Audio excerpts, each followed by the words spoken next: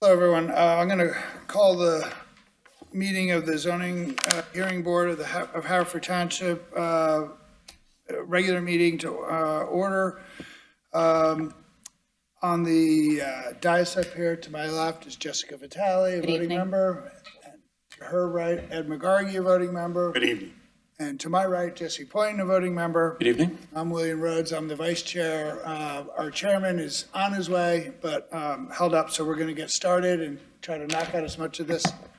We also have our solicitor, Ernie Angelos, and our zoning officer, Jonathan Mountain. So everyone please rise and repeat after me. Pledge allegiance to the flag of the United States of America and to the republic which it stands, one nation, under God, indivisible, liberty and justice for all. Jessica, we have minutes, I guess, for the last meeting.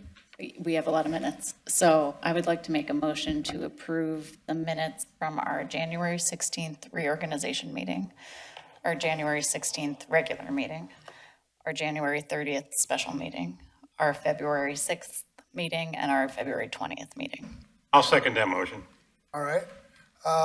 All in favor? Aye. Aye. Any opposed? None? Okay, thank you. Minutes adopted, 4-0. Okay, so we have one decision tonight.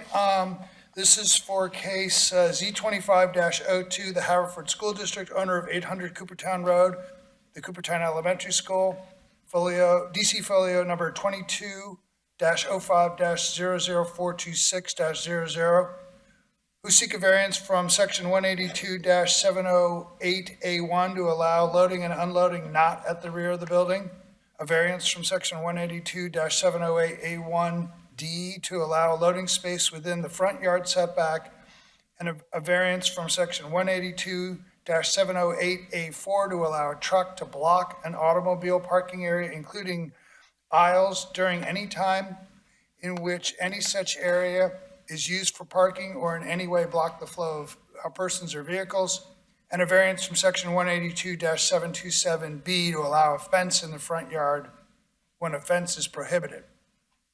The property is zoned INS in Ward 5. Only caveat there is I believe the fence ordinance was withdrawn. Yep. So during the case in chief, they had requested to withdraw that last variance. It was still in the caption though.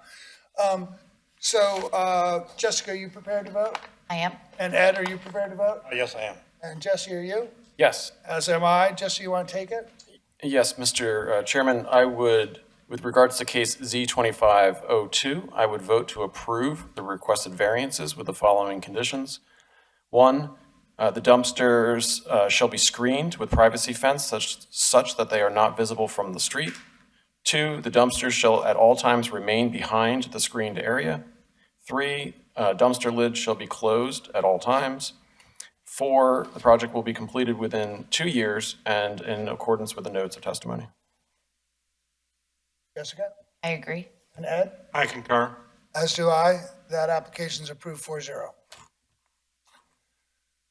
Okay, so new applications. Our first case tonight is application Z25-06, Michael and Kimberly Maloney, owners of 2624 St. David's Lane in Ardmore, PA, DC folio number 22-03-1973-00, who seek a special exception to expand a non-conforming structure per section 182-802B1 and a variance from section 182-204C4 to permit the building coverage ratio to be expanded to 27.8%, where 20% is prohibited.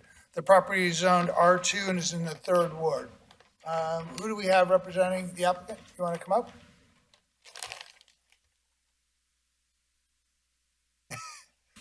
Michael, I presume? Yes, yeah. Welcome. Good and evening. Kimberly, I presume. So you can do this together, but I'd have to swear you both in. I think Mike can handle it. Okay. So Mike, just to get started, do you swear ever to tell the truth, the whole truth, and nothing but the truth? I do. Okay. And your full name and address for the record, please? Michael Francis Maloney, and my address is 2624 St. David's Lane, Ardmore, Pennsylvania. Okay. And just, keep in mind, this is all being taken down by a stenographer, so sometimes speak slowly, a little bit Yeah. more slowly than you normally would, just for her benefit. Sounds good. Okay. Mr. Chairman, if I may, or Vice Chairman, I believe there was in the application, what looks to be like a zoning hearing or file organization. Is that something you guys prepared?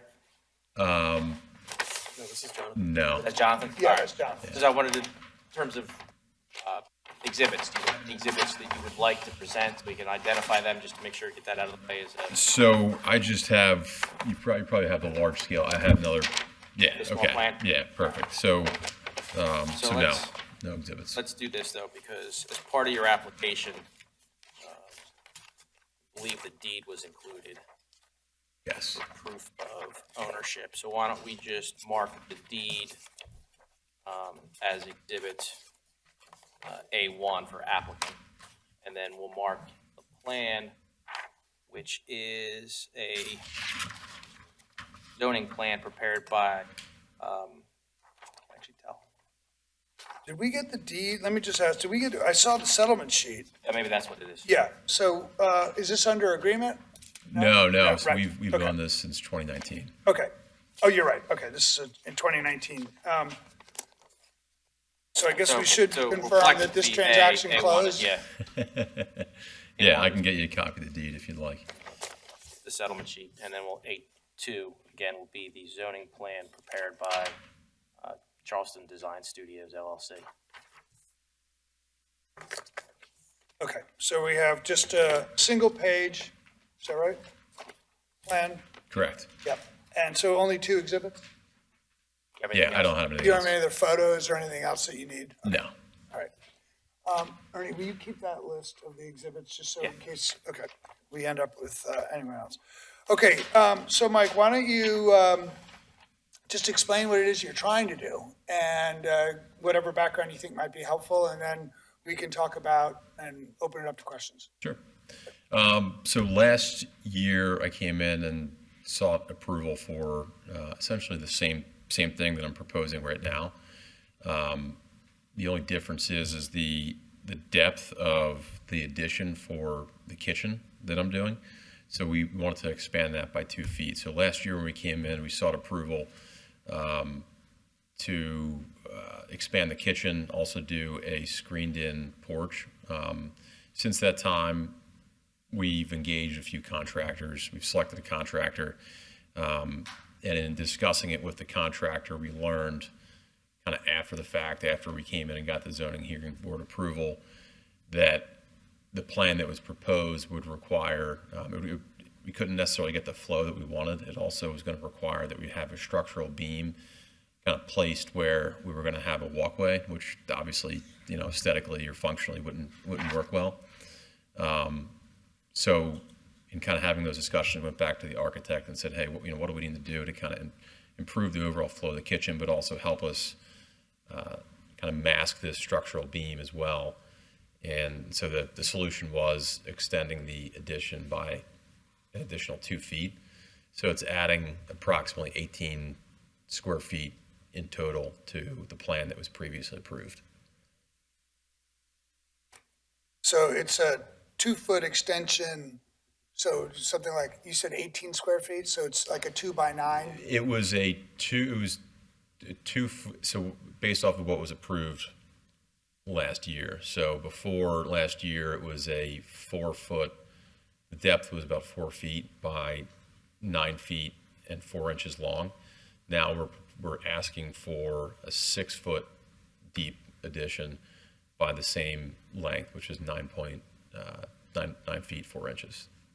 So you haven't built the first part of this, you've put everything on hold while you sort this Yeah, out? we went ahead and we built the patio, so the patio's done, which is off of the screened-in porch, I should say. The back portion, which is the kitchen bump out, we have not built that. Okay, so the sunroom is built, but not the proposed, then 4-foot, now 6-foot? Exactly, Wide, okay. exactly. And so you want to talk a little bit about, other than avoiding a carrying beam, is it providing you with, we're trying to understand the need. Yeah. So the biggest thing that, in addition to, it helps alleviate that, but it also helps with functionality. So one of the things, we have 3 young children, and so one of the things that we would like to do is have the ability to all sit together for dinner at the island table. That's kind of our big, so it helps with the overall flow internally, allowing us to seat additional, really everyone at the island, so we can all have dinner together, but also help with the overall flow of the kitchen by getting that additional square footage. Right now, we do have a, like, more like a formal dining room, which isn't, functional for kind of everyday use. So right now, we kind of eat at the kitchen island where, there's chairs for 2 of our kids. One kid's in a high chair, and then my wife and I are usually standing or whatever, so. Had that feeling. Yeah. All right. Unless there's anything else, okay to open it up for questions? Sure. Okay. Jesse, do you have any questions you want to ask? Did you say you came before this board last year? Yeah, we came. I thought this was familiar. Yeah, we came before and we got approval. Okay, Last and time. so all you're asking for is another 2 feet more than you had gotten approval for the last time? Correct. Okay. And then there's some other things on the plan that show that were areas you were trying to remove impervious coverage, some asphalt you were removing, has that been done yet? Not yet. That'll all be a part of the bump out addition. So we're gonna pull, there's a couple sections that were identified that we're gonna remove, that's already paved. And you're mainly here because of the coverage, right? You're increasing the coverage Correct. beyond, it's already, according to the plan, A2, it existed at 24.9 when 20 is required, and you're proposing 27.8. And do you recall what the proposed was last year when you got approval? So I think before we did the kitchen bump out, I believe we are at, so right now, the existing building coverage is at, this takes into account like the patio, this is the impervious coverage I'm talking about, is at 26.6. This new proposal brings it to 27.8. And that's to be clear, that's the building coverage. Correct. Right. Yeah. Okay. You want to just repeat that because it looks like what we have on this chart on A2 was the pre-existing impervious and building coverages. And now you've got sort of an interim building coverage, right? And now, and a proposed, which will go, all 3, pre-existing, current interim, and the new will all be above the requirement. Correct. Yeah. Yes. Okay. And what was that number? You said it's like 26, you would like us to go from 26 point something to 27.8? Yeah, it's roughly 26.6 to 27.8. I'm sorry, say that again?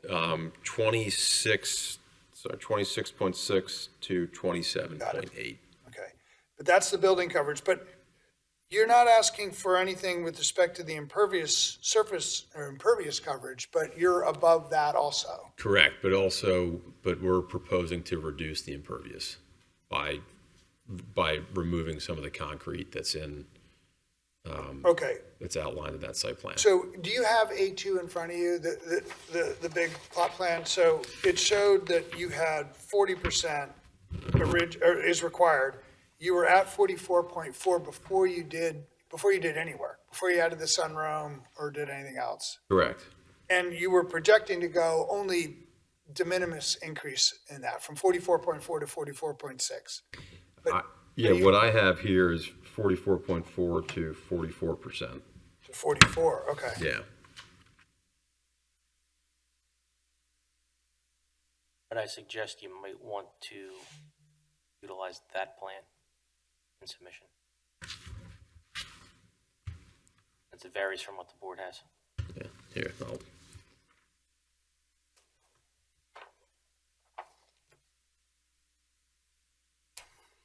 Thank you. Mark this Exhibit A3. Okay.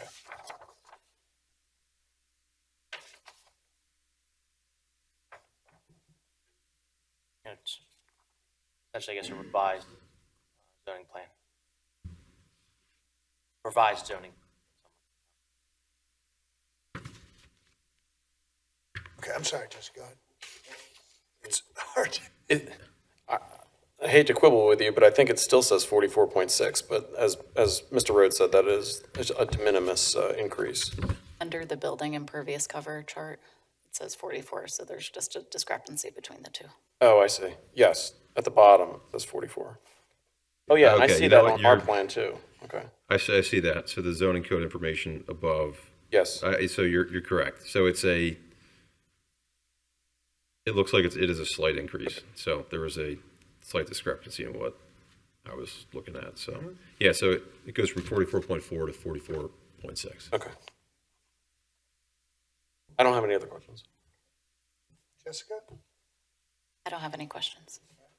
I have a question for Ernie. Could you explain to me, to get on the record here, about what we're actually looking at today? Is the existing sunroom, since it was prior approval, was that part of this app?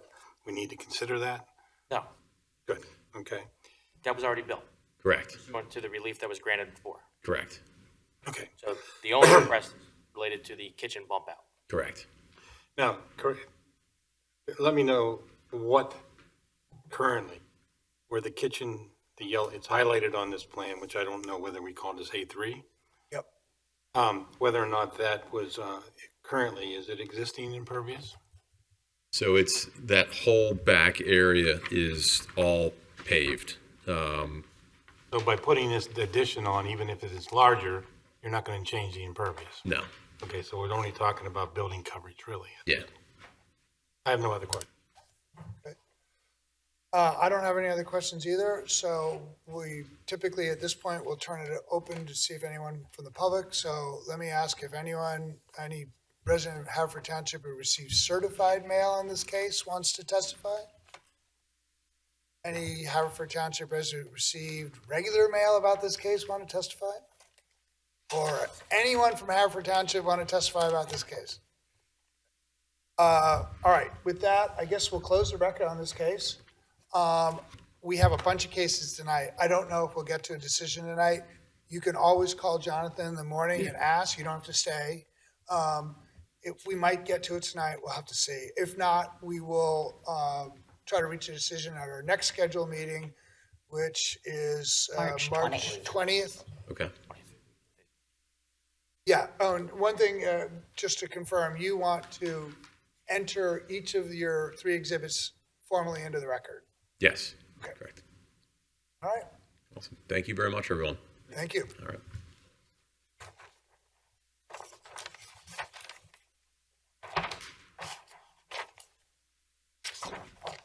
Okay.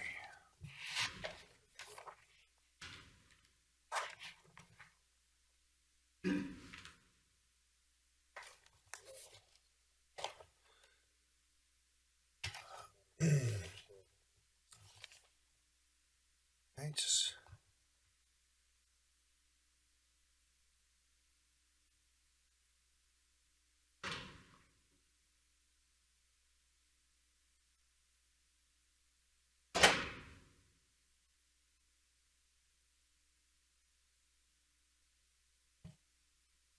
Okay, our next application is case Z25-07, P&P Eagle Road LLC, owner of 1901 Penview Road, Havertown, PA, DC folio number 22-03-01753-50, who seek a variance from section 182-404B to permit the property and structure to be used for a single-family residence where the proposed use is not permitted.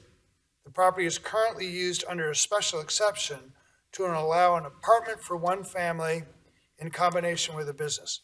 The property is zoned C3 and is located in the 3rd Ward.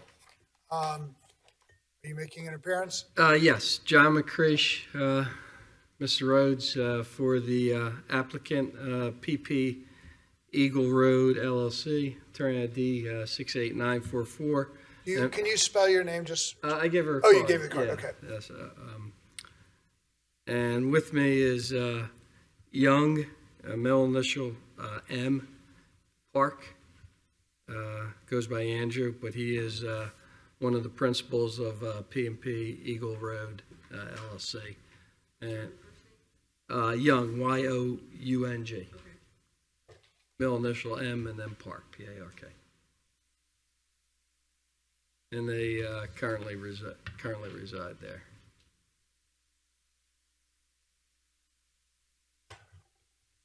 Okay.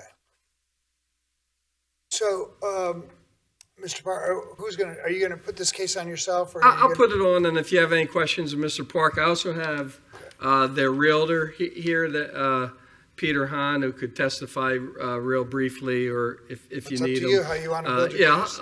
I'll have him, and you can. So why don't you go ahead and, Mr. Park, when you come Mm-hmm. up, we can see if you want to accept all of the testimony of your counsel as if it were your own, and we put it in the record that way. Okay. So, Mr. Park and his sister, well, no, okay, yeah, okay. Mr. Park and his sister bought Bacella's Deli years ago. There was an empty lot behind it on Penview Road, and they built a residence back in 2012, and they got a special exception, as you already noted, back from the township to use it commercial first floor and residential on the second and third floor.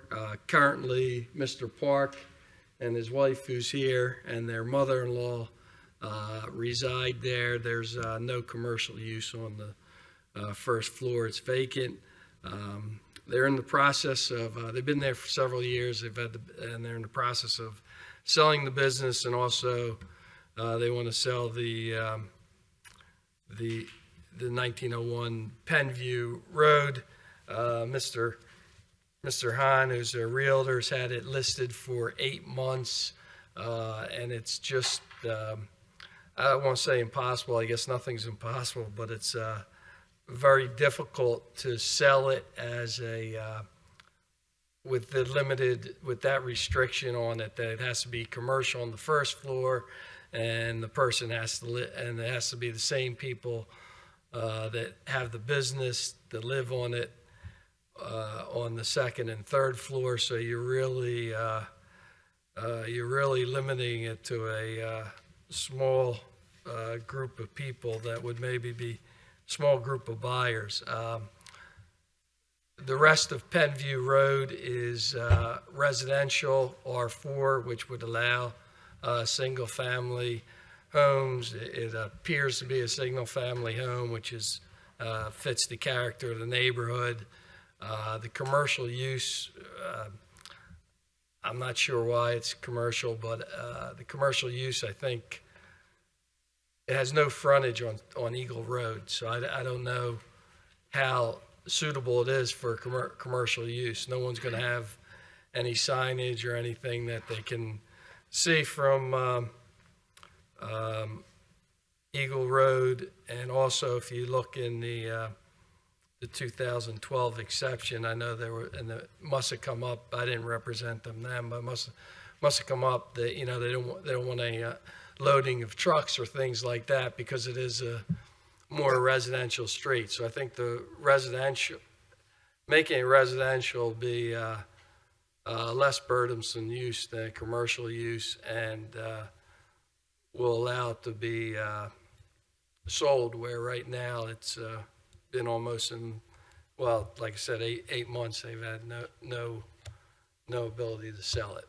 And you can, I'll call Mr. Hahn real quick.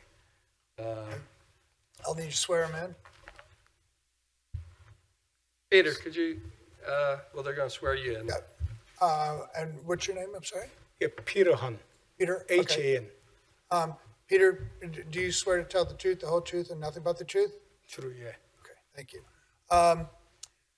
So you're going to put him on as a real estate expert? Real estate expert. You want to set the groundwork for that? Sure, Peter, what do you do for a living? I'm a real estate broker here. Okay, and how long have you I've been doing that? The last 25 years. 25 years, and you're licensed in the Commonwealth of Pennsylvania? Yeah, Pennsylvania and New York, New Jersey, 3 states. Okay, and you sell residential and commercial property? Yeah, also as well as a business too. And the parks hired you to list the business and also this property on the 1901 Penview property we're talking about? Yes. Okay. How long have you had that listed? Last 9 months. 9 months? Okay. And have you had any offers to buy it as it's currently zoned? Yeah, I had a couple over, but their contingency is, should be residential. So the people that wanted to buy it will only buy it if it's all residential? Yeah, because right now the seller, they're living first floor, second, third floor, all residential, but joined by mixed use, commercial. So, but we can change it residential, they want to buy. But so far it's a mixed use, commercial, yeah. That's why I couldn't make a deal. Okay. So the fact that it has the mixed use, the commercial use, you haven't been able to get any offers to take it as it's No, zoned? no. Okay. I don't have any more questions for Mr. Hahn, if you have any questions. Well, yeah, we have to decide. So any objection to allowing Mr. Hahn to testify as a expert in commercial and residential real estate?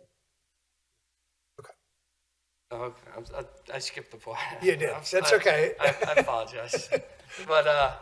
But he already put on his testimony. So Yeah, okay. If you have any I'm questions. sure people will. Jessica, do you have any questions?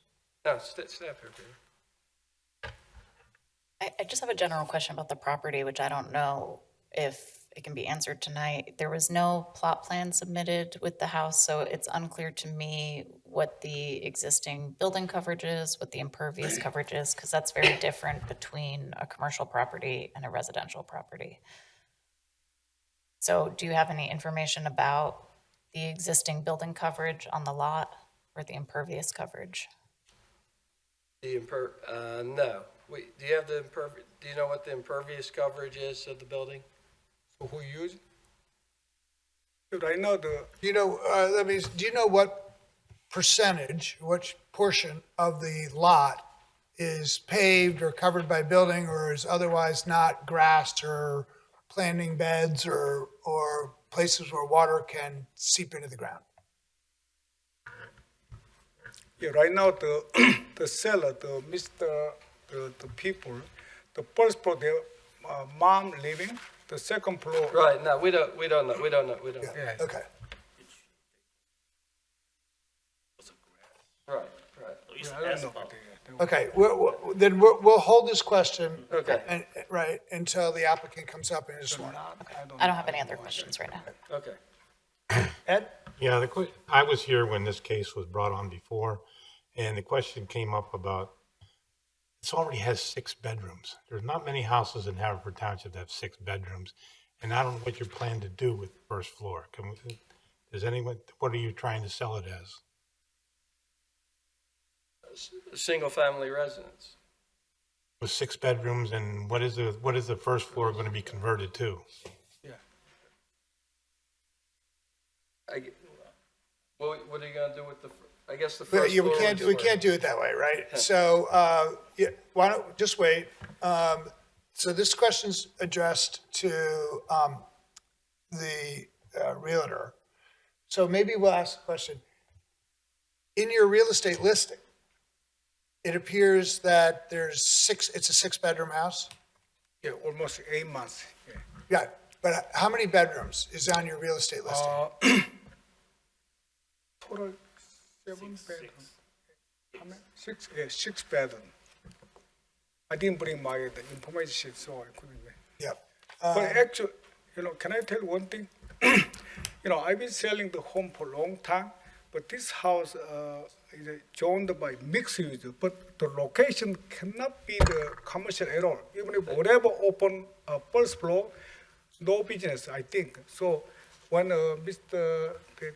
I heard when they bought the lot, when they built the home, they got the permission use first floor commercial, the second, third floor residential. But one person, whoever use the first floor, they also have to use the second, third floor. But I put in the market, nobody want to buy because it's zoned by commercial. So also the seller are using 100%. 100% they are using for residential, no commercial at all. Because just one block away from Main Street, so cannot be used by commercial at all. Yeah.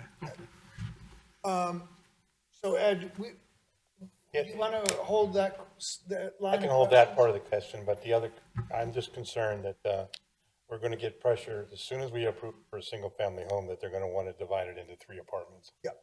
And there was a very big concern when it was originally approved that we restricted with not only the owner of the business running above, which was a concession, but also the concession was that it would only be one kitchen in the entire street. And it would also restrict it also to 8 family members or people of related being allowed to live in the structure. There are other conditions that are on this property that I don't know are being considered at this point or being removed.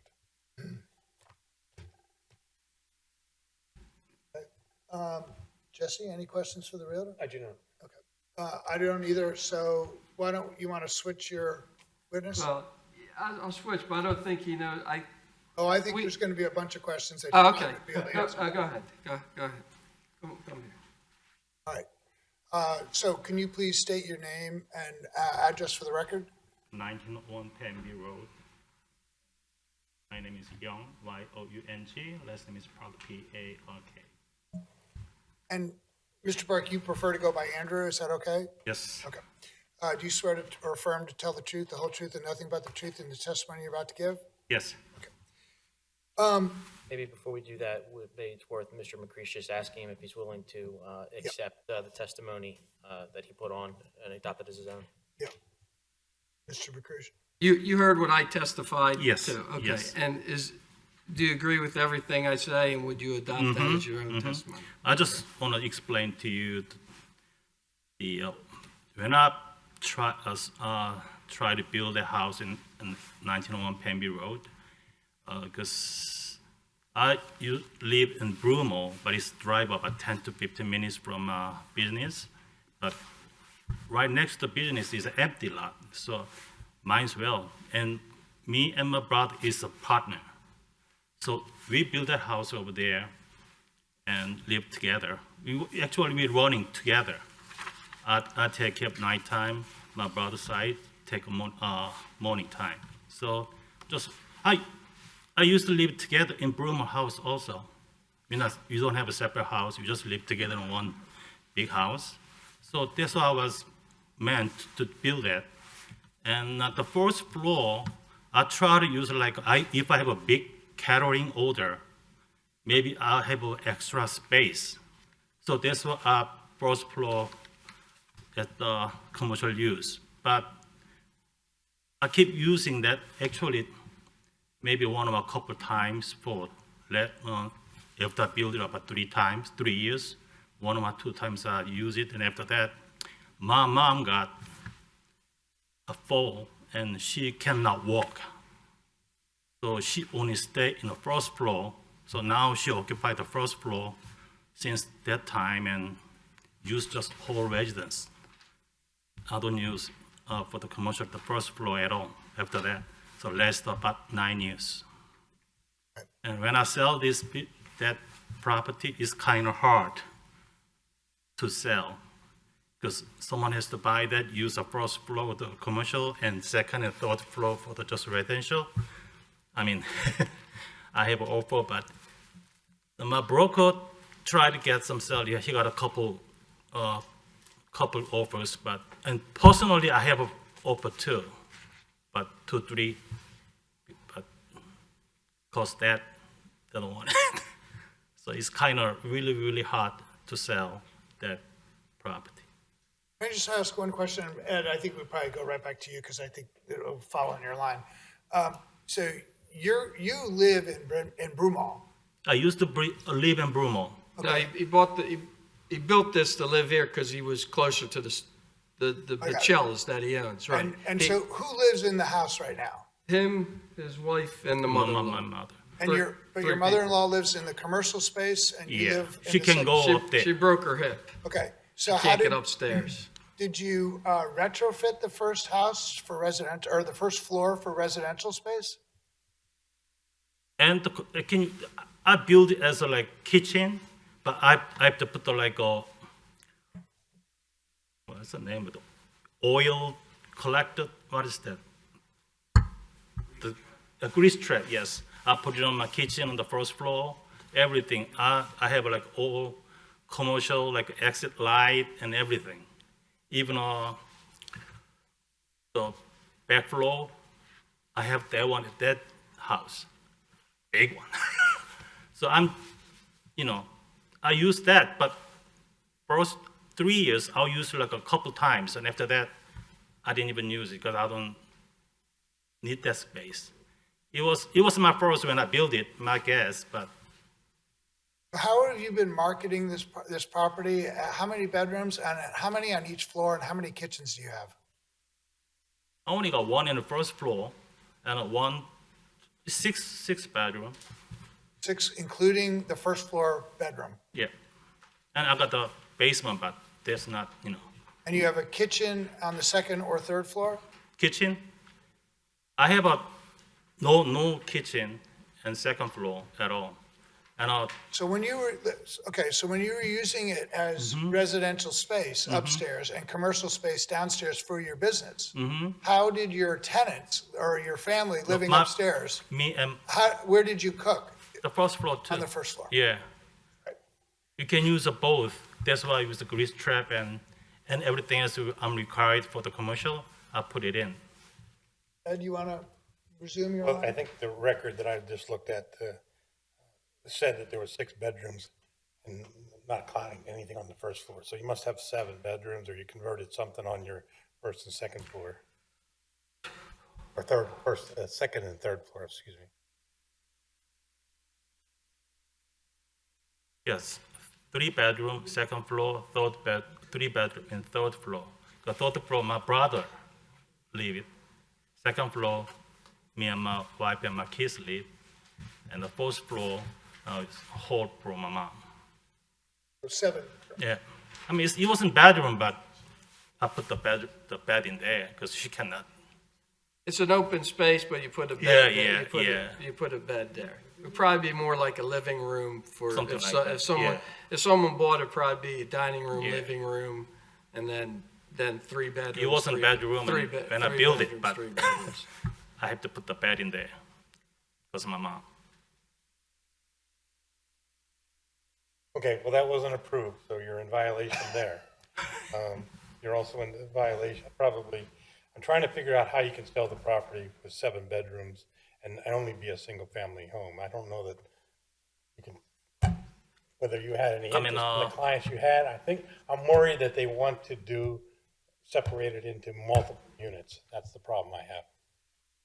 As I understand, when I build it, I cannot sell as a multiple use, multiple family. So I'm trying to sell for the one family. But Asian side, they have some family there like that. And I agree, that's why that's why I remember the discussion, because it was kind of different that 8 family members would be in there. And It doesn't have to be 8 family. I mean, yeah. It did have to be, that was the condition that was provided. You No, I mean, rent it out. you have to all occupy for the 6 people in the bedroom. They can use for something else, for like kids' room, something like that. Yeah. No, I'm just saying there was a condition on your approval that you could only have 8 family members maximum living in the house. Yes, yes. Which is unusual, but it was something that your culture explained, I believe. Yeah. As being something that was. Yes, because Asian people side, yeah. But the majority of the market that I'm familiar with, 8 family members living communally like that with a single kitchen is not traditional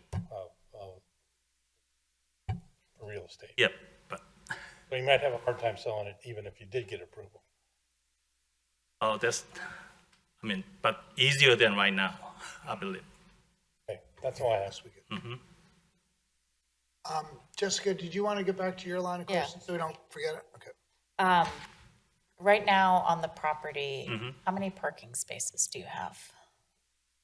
I don't know, I mean, parking space approved at the time, 7, 6? 6 or 7? Yeah, it's a bit, there's a big driveway off the side, yeah, 6 or 7, yeah. Does it essentially function as a parking lot as if it was for No, a it's commercial used as property? parking lot. Okay.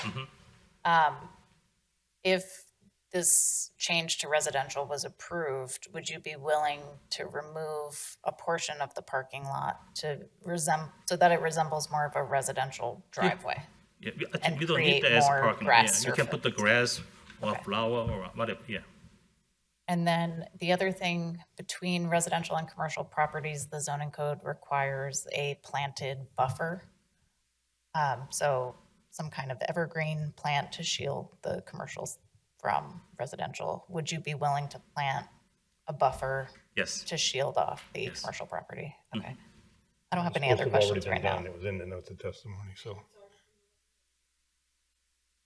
Oh, yeah, no, it was already in the notes of testimony from the last time that they had to do the buffer. So if it's there, it's there. If it's not, it should be there. Okay, you have to put up, they're gonna require you to put up bushes, you understand? yeah, I understand. I think this is a reason, I'm sorry for interrupting.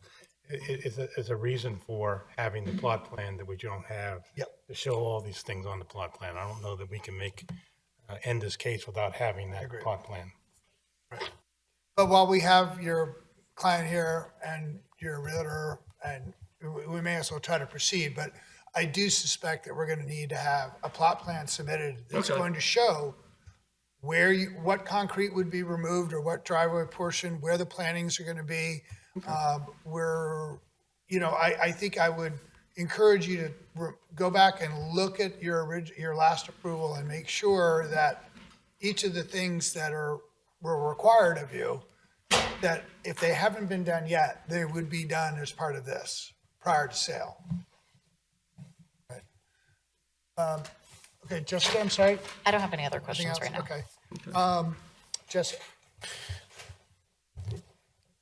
So you intend to sell this as a single-family residence, is that right? Yes, And would you accept a condition that it not be divided into apartments, into multiple family housing in the house? I mean, it's the same family, like a. No, I'm saying like it won't be separate. That you won't sell it as an apartment. No. Okay. I don't have It's any understand, I cannot say like that.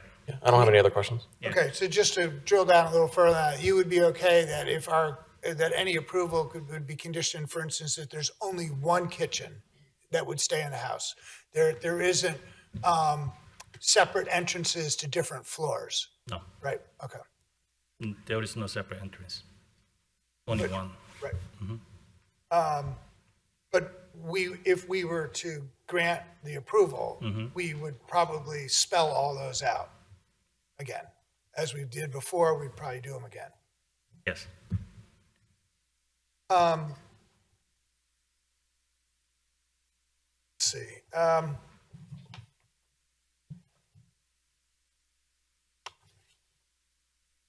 Do you think, how long do you think it would take to get a plot plan done? We're just trying to think ahead to when we can recess this case for tonight, but we'll leave it, the case will still be open. Whenever you make a plan, then I'll do right away. Yeah, no, he's saying, how long do you think you need to get someone to do a plan with all the No, I mean, measurements? whatever you see is okay, then I'll do right away. It take about a week. Yeah, a week or two, Yeah. a week or two, yeah. So Jonathan, looking at the calendar for scheduling the resumption of this case? Looks like probably April 3rd or April 17th. Would April 3rd or April 17 work? Yes. Okay. And when you've been listing this house, you've been listing it as a single-family home, subject to the commercial. Yes. Right, but- yeah. And so going forward, this would be marketed as a single-family home, with, people related by marriage or blood living together. Yeah. Correct. Mr. Rhodes, I think it would be very helpful, as we've mentioned, that for the plot plan, I think you should show the existing conditions, and then you should show what you propose to do. And so I think that will be very helpful. I think, so show how many parking spaces are there now, show how much building coverage there is, and then show what you would propose to do when you sell the home. By, reducing the parking to, the two required for a single-family home, and adding the buffer, and reducing the impervious coverage. So I would have a current plan and then a proposed plan to submit. Because I do suspect that there may be some things that maybe you had variances for before or needed relief, like impervious coverage, that maybe we could reduce the nonconformity in this process, right? And get the property looking more like a true residential. More like a Yeah, residential. which I presume for you would increase your market value. I make it beautiful. Okay, John, I don't know, do you have anything else that you want to put on at this point? Nothing else. I can get the plot plan to him Yeah. ahead of time, and then you And can then, have it, and then. Jonathan, you want to just wait till you get it, and then we'll sort of slot it into the schedule, but we'll try to get it in. It's a little difficult in that instance. We don't pick a date right now and announce it, then we might have to re-advertise, so it might be worth. All right, let's set a date. Yeah, setting a date. Do you want to, would the April 3rd meeting be too short, or was it safer to go April 17? I think April 17, we've got room, right, on the agenda? Yeah, April 17, we have room on the agenda, and I would be more comfortable with that date. You'd be more comfortable with 17? Yeah. Okay. Yeah, 17. So then we'll, rather than close the record, obviously, we'll keep the record open for additional evidence. Yep. You want to do public comment before then? Yeah, we'll do public comment just in case anyone's here, Yeah. but we may end up having to do public comment. But have to do it again anyway, Yeah. but just because, just in case anybody's here, and then we'll continue this matter till April 17th. Right. Okay, so let me just ask a question. If there's any township resident received certified mail about this application want to testify? Any township resident who received regular mail about this application? Any township resident at all who wants to talk about this? Okay, so we'll leave the record open. That gives you actually a pretty comfortable amount of time to get a plot plan in. You heard that our preference is an existing condition plan side by side with a proposed plan.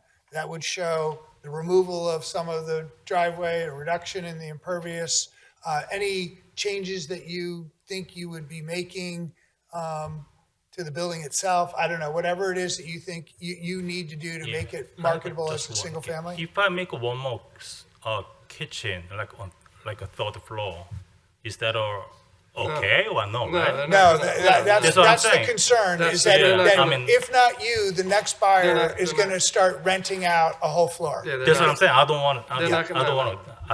I hope not. Cause No. Okay, No, we understand. yeah. all right, John, you good? Yep. Yes, we are. All Thank you right, for your thank time. you. Thank you. Thank you. All right. All right. Okay. So we'll at least get started on the next case. This is case Z25-10, Jim Miller Holdings, owners of 2228 Haverford Road in Ardmore, PA, DC folio number 22-06-01067-01 and 22-01067-02, who seek a variance and a special exception from section 182-701H, 182-701H2D, and 182-701H3 to permit the alteration of a pre-existing, non-conforming freestanding sign where the zoning officer denied the permit based on the sections listed herein. The property is zoned R5 and is in the 6th ward. Good evening. Robert W. Scott, attorney ID number 59329. May I approach with some Sure. exhibit packets?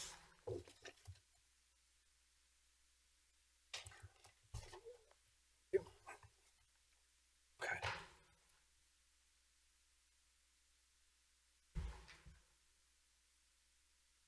I have with me Jim Miller, who is the president and owner of Jim Miller Holdings, Inc.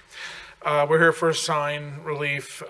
This it involves a property located at the intersection of Haverford Road and Carracong Drive. It faces both of those streets because it is what I like to call a Flatiron lot. And it is zoned residential, but it has been a commercial use for as long as we think we think it was always a commercial use. Your sign ordinance requires that when you have a non-conforming residential, a commercial use in a residential district, when there's a change in occupancy, that all commercial signage come down. And then what is left is some residential permitted signage, which is not much bigger than a sheet of paper. So I'm going to ask, I'm going to go through this exhibit packet, and I will ask Mr. Miller to be sworn in.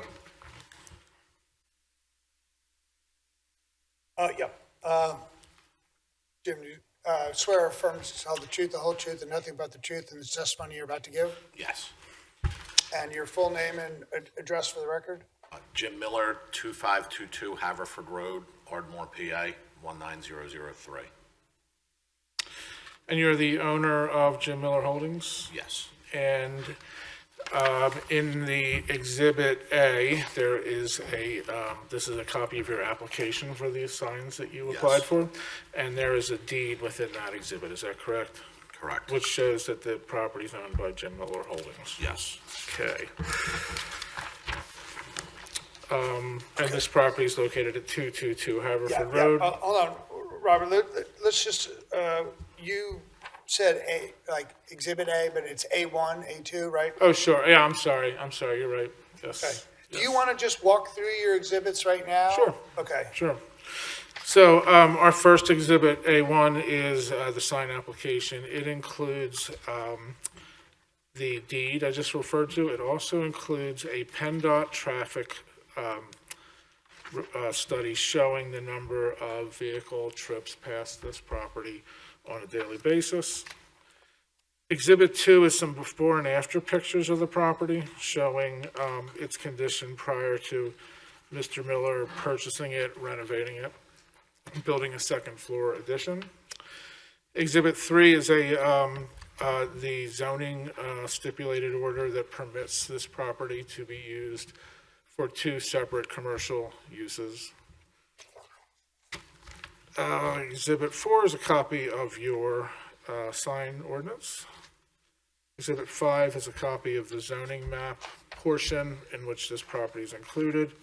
The property is circled in black ink. Exhibit 6 is a photograph of the property.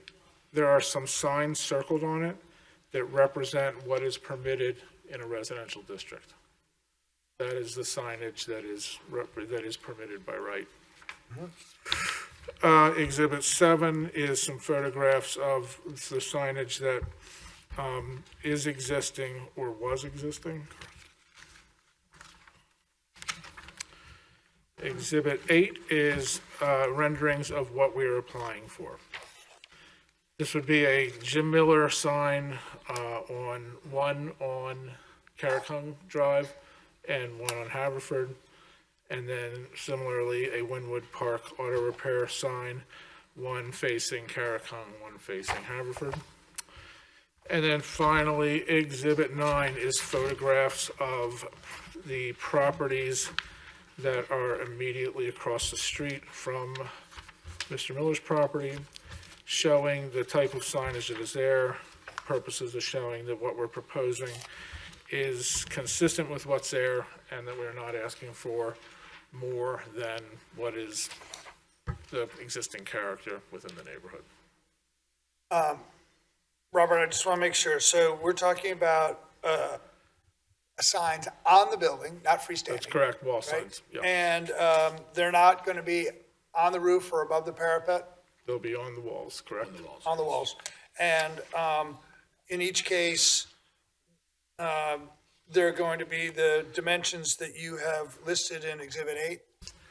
And that's what the request is? Yeah, the exhibit, the request is for, let me make sure, let me find it exactly. There's, the first 2 pages of Exhibit 8 Yeah. show dimensional elements of these signs? Yes, and it's 35 square feet or less. In each case, Jim, your sign and the Wynwood Park Auto Repair sign would be 35 feet or less? That's correct, 35 square feet, yeah. 35 square feet, yeah. Yeah. Okay. Okay. Could you please describe the property and its history? Yeah, so it's a commercial property. I bought it a few years back, got some zoning approvals and stuff. Anyway, we're at the point now, everything's, getting completed, and I don't have any signage. And you have 2 uses at this? I do, so we have one of the tenants that's there now is Wynwood Park Auto Repair. So we need signage for them and then signage to identify my business. And prior to your business, what was there? It was just an auto repair shop and warehouse. So it was 2 uses before? Yes. And it's now 2 uses, but you're one of those 2 Yes. uses? Okay. And what is the zoning district in which it is located? R5, I believe. Okay. And as a result of that, when you filed an application for sign approval, it was denied, is that correct? Yes. And since you took ownership, would it be fair to say that you feel you've cleaned up the property a lot? Yes, we have. And what have you done? Really cleaned it up, did major renovations to the existing auto repair shop, completely renovated the exterior, interior, added a second floor. So accumulated debris there prior Yeah, that you got cleaned rid it of? up, got rid of all the trash, the debris, the neighbors are happy, and there's still, we still have some more to do. And these these photographs we showed as Exhibit A2, they represent the condition prior? Yes. And the current condition? Correct. Okay.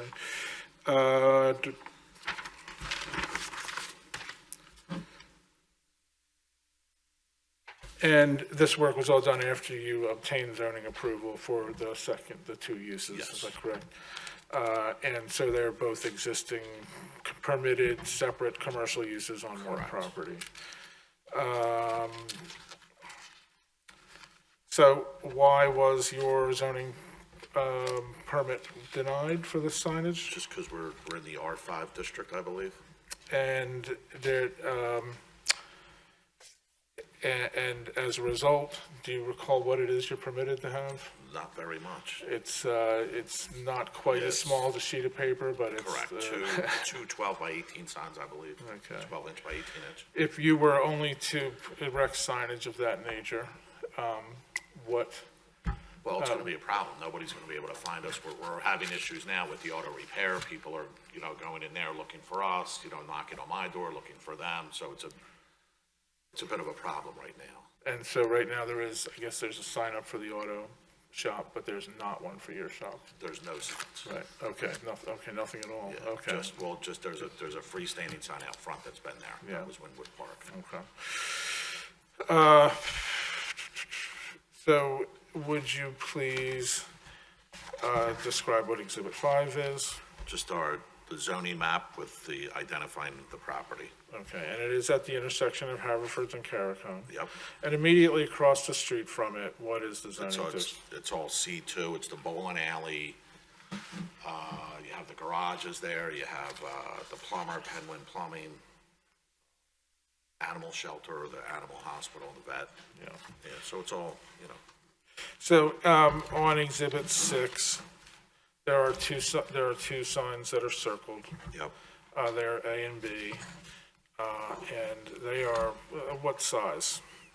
8.5 by 11, I believe. And what's size A? That's by inches, 18. right? Yeah, that's Yes, inches. inches. Thank you for that clarification. And just so the board understands, if you're looking at that picture, where we want to do the sign on the Wynwood Park, the lower beige, just on that area, we would, identify Wynwood Park, probably above that window to the left. And then the Jim Miller sign would be above the garage door. Can I ask you a question? On the beige part, there was already a sign on the front of the building, isn't there, No. that faces the triangle? No, No. there was, but it got taken down. There was an awning and an old sign, but when we Okay. did the renovations, everything came down. Okay, so the pictures that we're seeing on A2 were all pre-reno, right? Yes. And sorry, I just had the page open and then I moved it for this. The picture, now,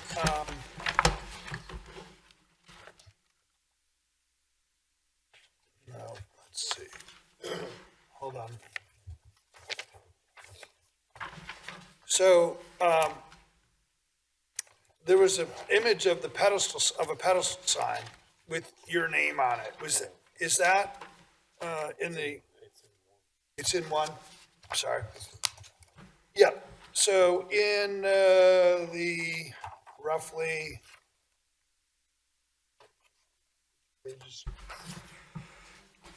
so, okay, about 10 pages in on exhibit, A1, there was, is a series of pages, but this one shows a 96-inch by 48-inch fabricated sign that looks like it's sitting on a post. Yes, that was approved, and that just got put up last week. Okay. And where exactly is that? That's at the very corner of the building at Karakung and Haverford. So the cars coming down Haverford Road or up Karakung can see that sign? Correct. Okay. Correct. It's when they pull into the parking lot, they don't know where to go. And is the entrance on the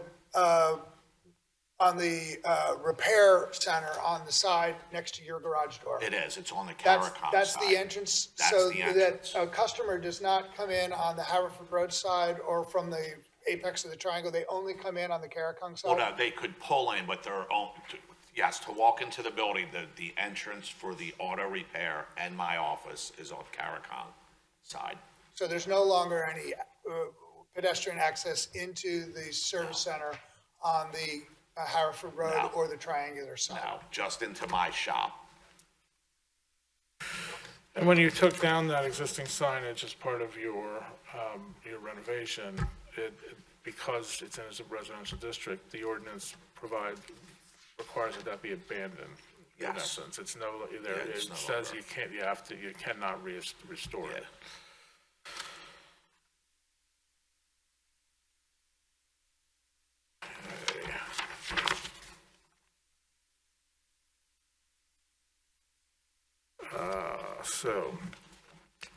Exhibit 7, this shows what the signage was prior to the renovation. Yes. That's correct.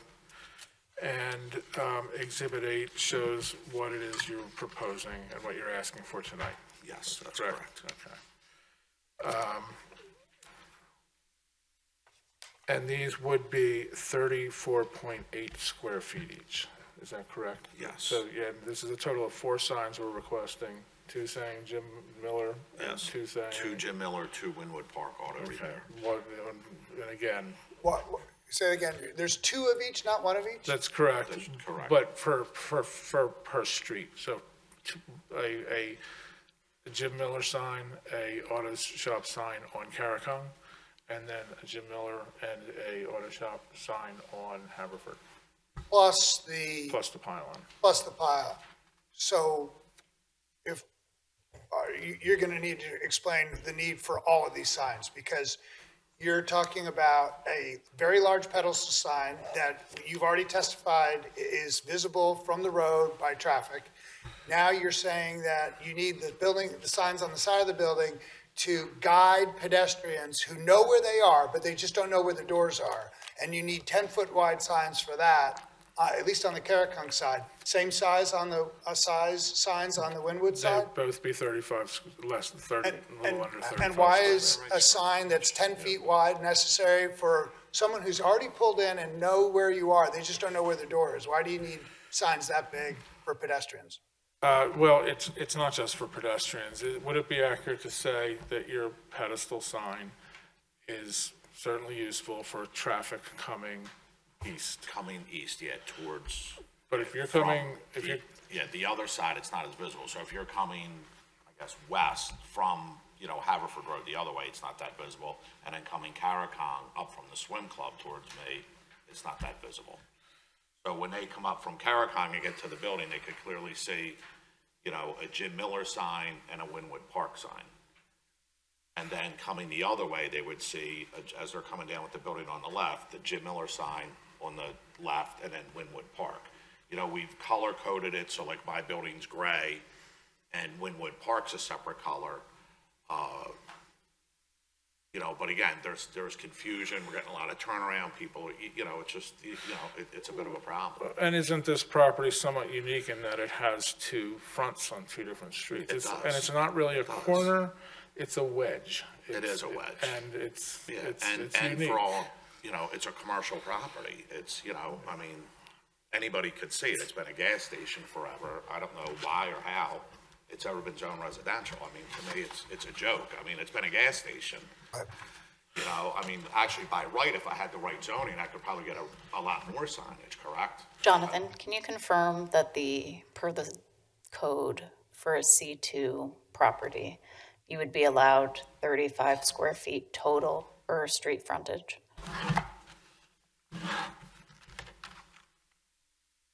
I'd have to look at the ordinance a little bit more closely. The Yeah, sign we're- ordinance is quite convoluted. I can look at that Okay.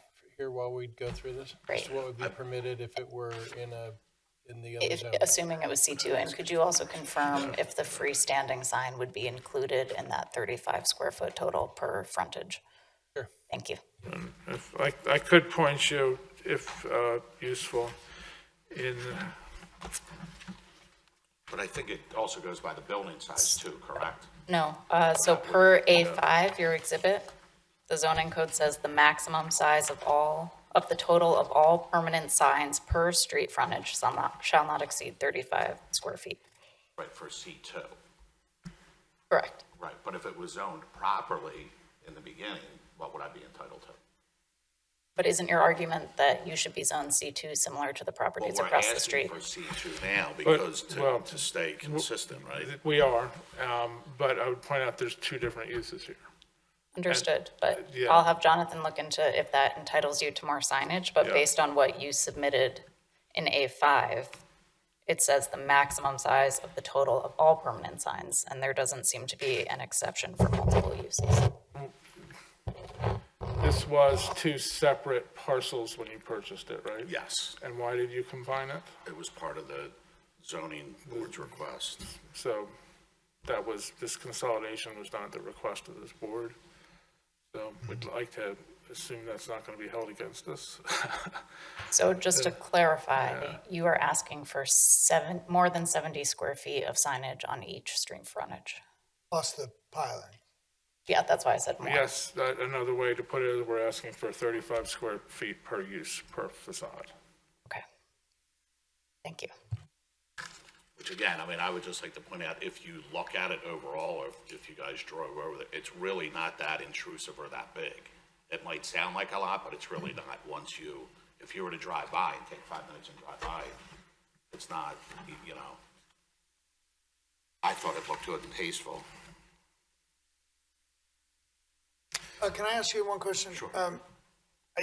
You own or owned properties just down Haverford Road from this Yes, property, and your business operated out of it? it did, at Right. 2522 Howard. And you had Jim Miller Inc. signs on that building? Correct. And are all those been removed? They've all been removed. Even the one on the side of the building? Correct, all three have been removed, and I think that had more signage than we're asking for here on the building.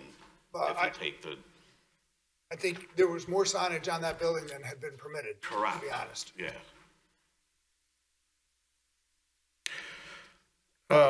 I'm sorry. No, go ahead. Okay, thank you.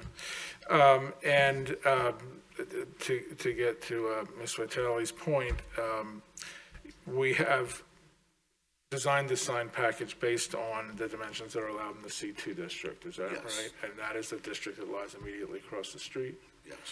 And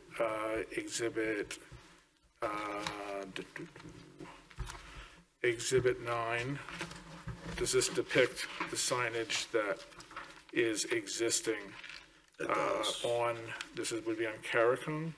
That's on Haverford. On Haverford, I'm sorry, and this is in the C2 district immediately across the street from Yes. your property. Yes. And this is potentially a multi-tenant building. This would be page 1, 2, 3, 4, which shows Ardmore Hardware, a Japanese restaurant, and another one I cannot Eagle, I read. think it's Eagle Pizza. Each of those has its own sign. Yes. I don't claim to know if those are separately deeded properties or not.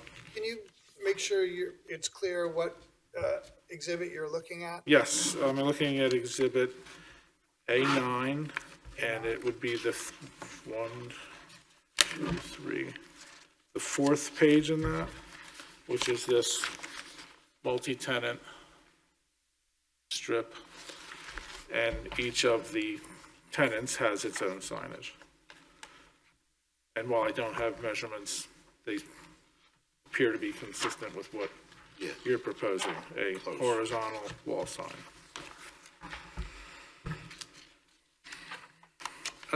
Does the bowling alley have both a pylon and a They large do. wall sign? Yes.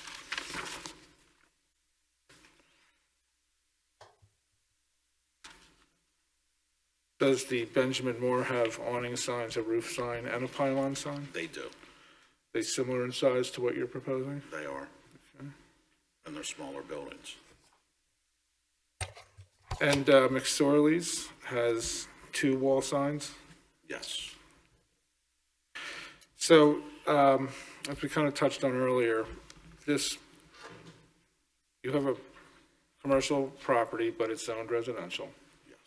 The ordinance provides that in a residential district, you can have very limited signage. It's kind of professional office signage.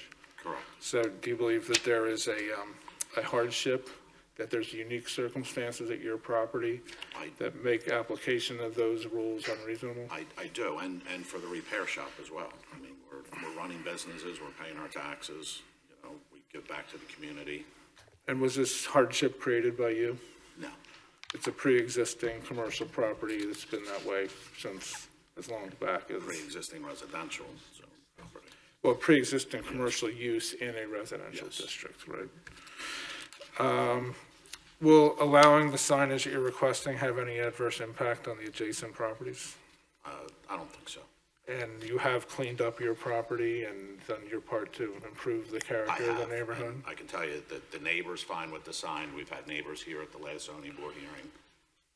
They love what I've done and they're fine with the signage. And is this the minimum variance, in your opinion, that would, Yes. that would afford you relief? Yes. And it is in fact designed around the requirements for signage immediately across the street? It is.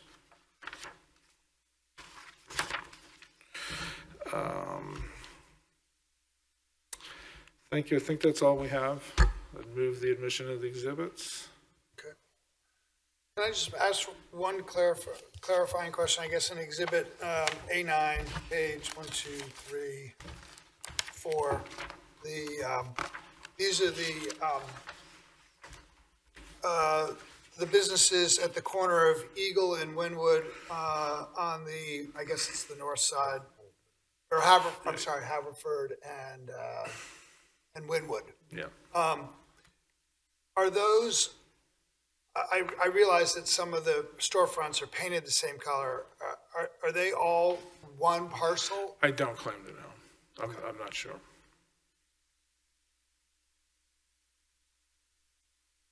Okay, that's good.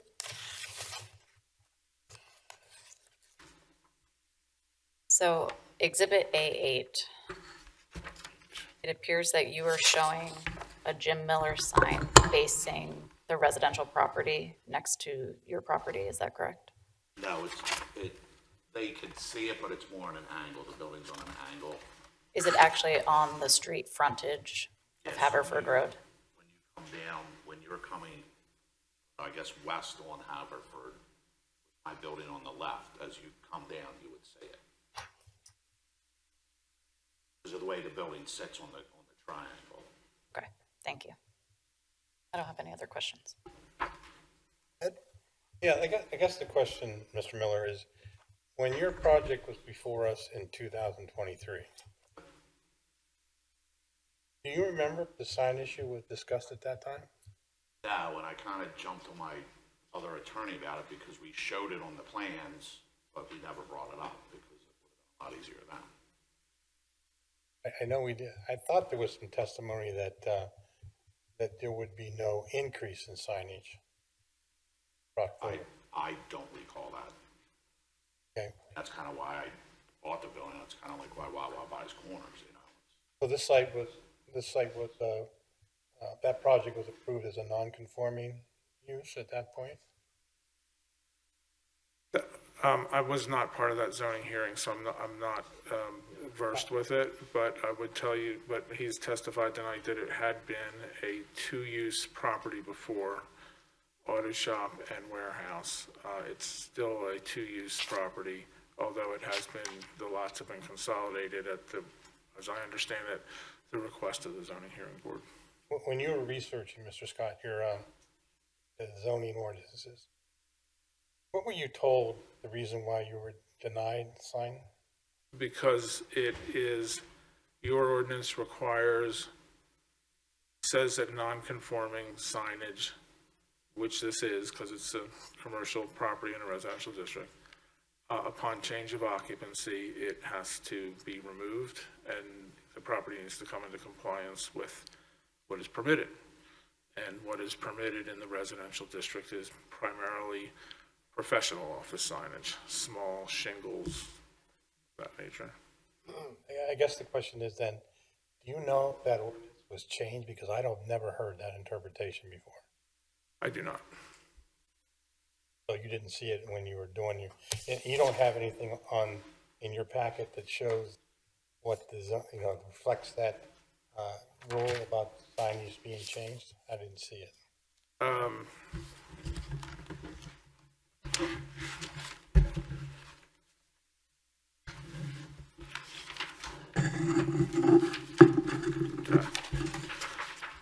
Let me check.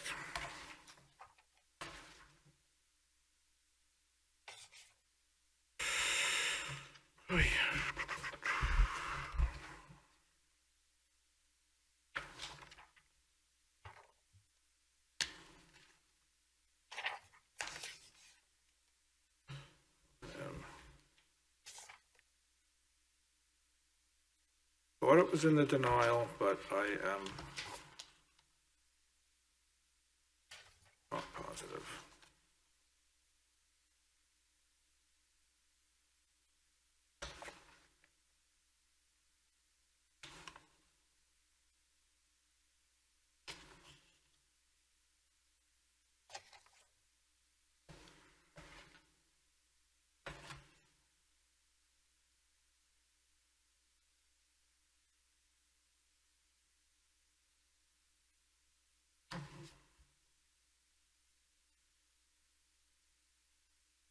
I'm sorry, I'm not finding it quickly. Okay, yeah, I didn't see it there in the Yeah. packet. Okay, I did look through and I have a copy of the previous approval. And I just would go down to this list and if maybe Bill, you can tell me what the status of all these things, whether the conditions were made or not. Some of them I already, but there shall be use of no more than 2 businesses on the premises. There's only 2 businesses. The parking spaces shall be striped and identified per business. Has that been done? Not yet. Okay. No overnight parking of commercial vehicles outside? Yes and no. We're still working on paving and fencing and other Okay, but you're still working. things. We're still working on it. No permitted outdoor storage in violation of 182-718. Do we have outdoor storage? And you removed some, right? There had been, and it's been removed. Let's be very clear. Is the shipping container still on the side of the building? The shipping container. It was a Removal shipping, of existing storage trailer, that's what it Yeah, is. there was an old trailer when Ed owned it. We cleaned all that up. We have our own shipping container in the yard that we use for certain items. But but that's allowed, that's behind the gate, that's in our yard behind the gate. I don't think that's allowed outside the building. I think that the conditions in that approval were very clear that that trailer was to go, The trailer did go. and you. We're talking There's no storage outside the building. We have a side yard that's fenced in.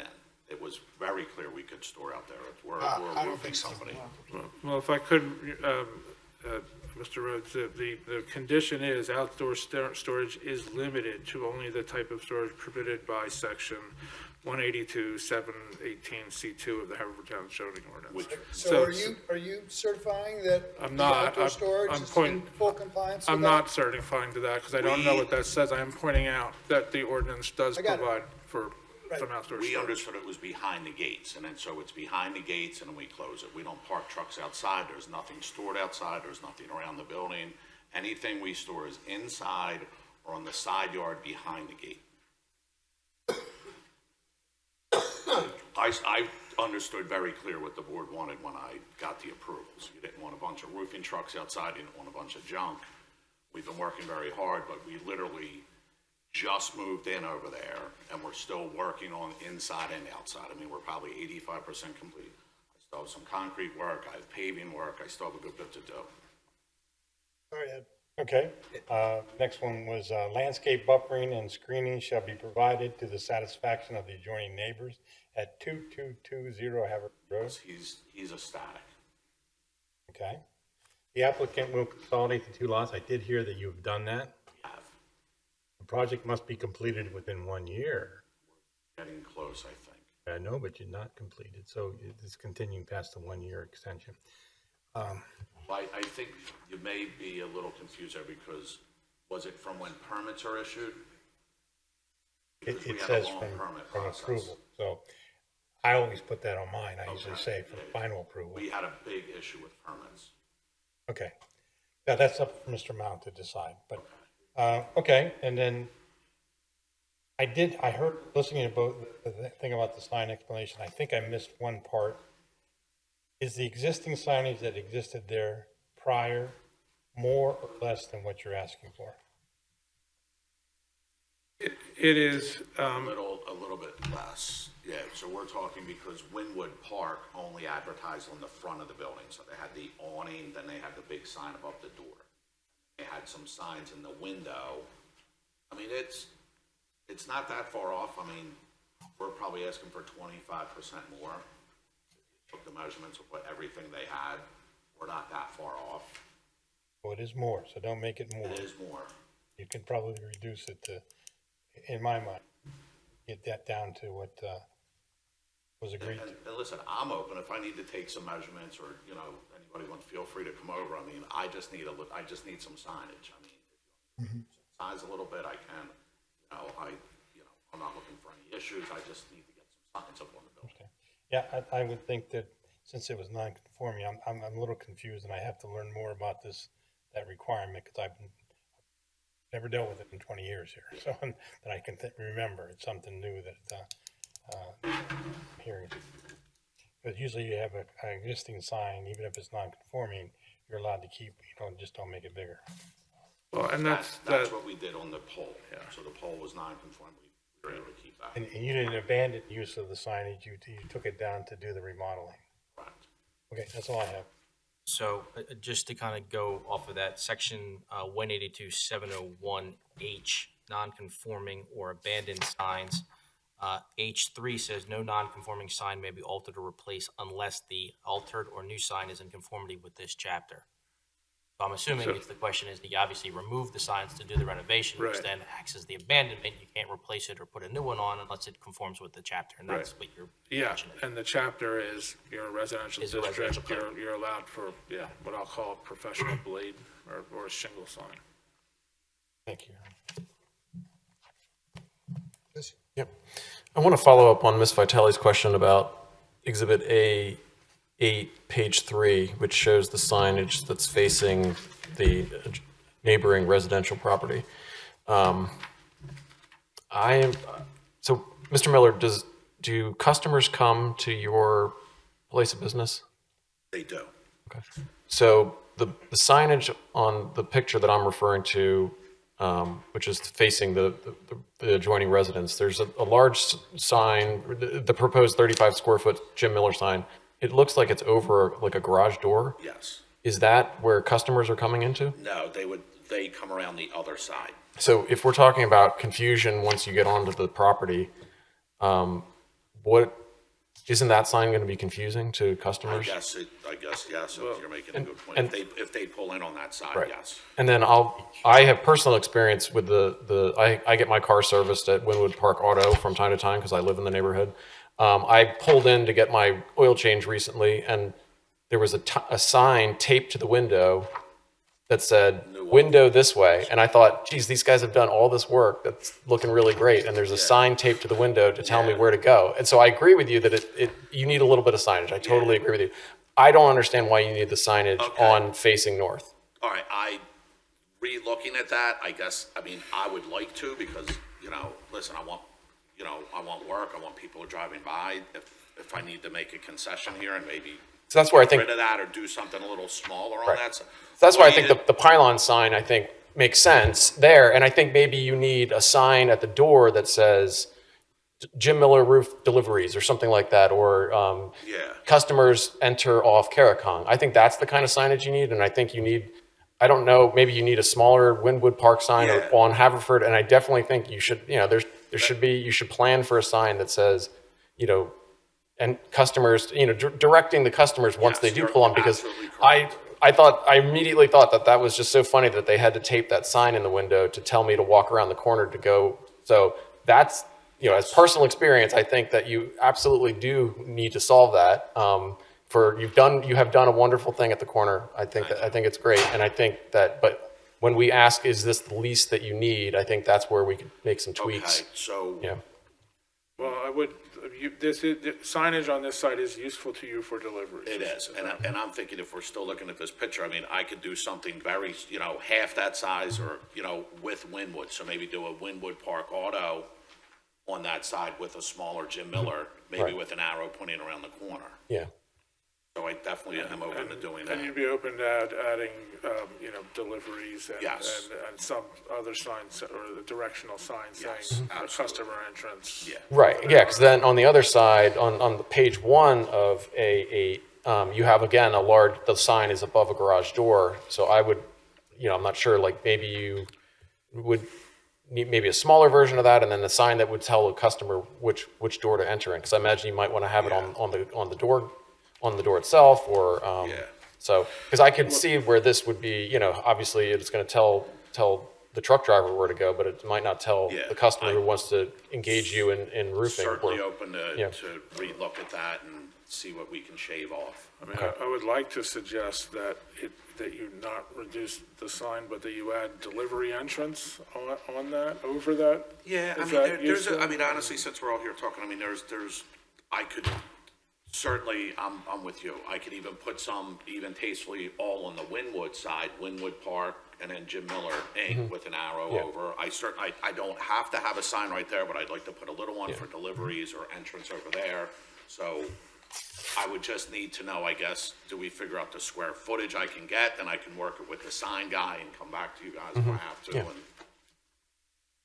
And I'm looking at the first page of A2, which was the existing condition from the corner, which looks like it was like a Google Street View image. And it had the awning over the Wynwood, it had Wynwood Park Service Center, and maybe it had the address or something on there.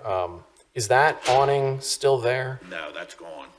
And is there an opportunity to put signage on in a similar manner? No, we put a metal pent across the whole front. Oh, yeah, okay. But yeah, I mean, that, and I guess also building address signage too. I mean, making sure, for 911, I mean, you have to meet that requirement too. So I would consider all of those things, and I think you can come to a compromise on this. Yeah, absolutely. I don't have any other questions. So just a couple questions. As evidenced in some of the photos that you submitted in A2, there had been accumulated on the first two pages quite a bit of sign pollution in all the windows. Putting aside the keystone-shaped emblem that's, I think, required for a service area or a service shop who does state inspections, which you have to have on the outside. So keeping in mind that that's still going to go back up, Yep. are you communicating and putting in the lease to your tenant who's running the service station or service business that there's no window signs? Yeah, they don't have any. I know they don't have any. Yeah. But are you making it clear that they're not allowed to have any? Yeah, well, they just have one taped to the window that says new office door with an arrow. I got it, now. but for now. But Yeah. what we don't want is the replacement of all of the signs that were in the windows before. Yeah, that's my space now. Yeah, Yeah. but the AC Delco signs and things. No, none of that None of that's junk, going to none be of on that the junk in outside. the windows. And none of them is on the windows or visible. No. So on this facade, this photograph you're talking about now, the proposal is just to have that, this now has a second floor. Yeah. But your proposal is just have the Jim Miller sign over the garage door. Garage door. Right, so all that I got other it. sign Just- pollution goes yeah. away. Yeah. I understand what's being proposed. I just wanted to, Yeah, I don't think that we've covered the topic about window signs that we see in a lot of stores, and it's usually not permitted. Right. And I just want to make it very clear as you're working on it, if we can get to an approval, that it would probably include clarification that there's no other signage other than permitted, including temporary signs or anything like that.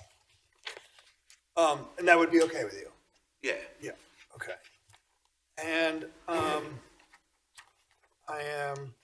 so I do want to go back on the storage question, and just to make sure that we're all clear, right? So the prior conditions said you can have outdoor storage as long as it's in compliance with 182.718.c. And there's two sections on that. One is a clarification about the timing of how long things are being stored. So there's no permitted storage or display for sale or merchandise, articles or equipment outside a building. That's permanent, right?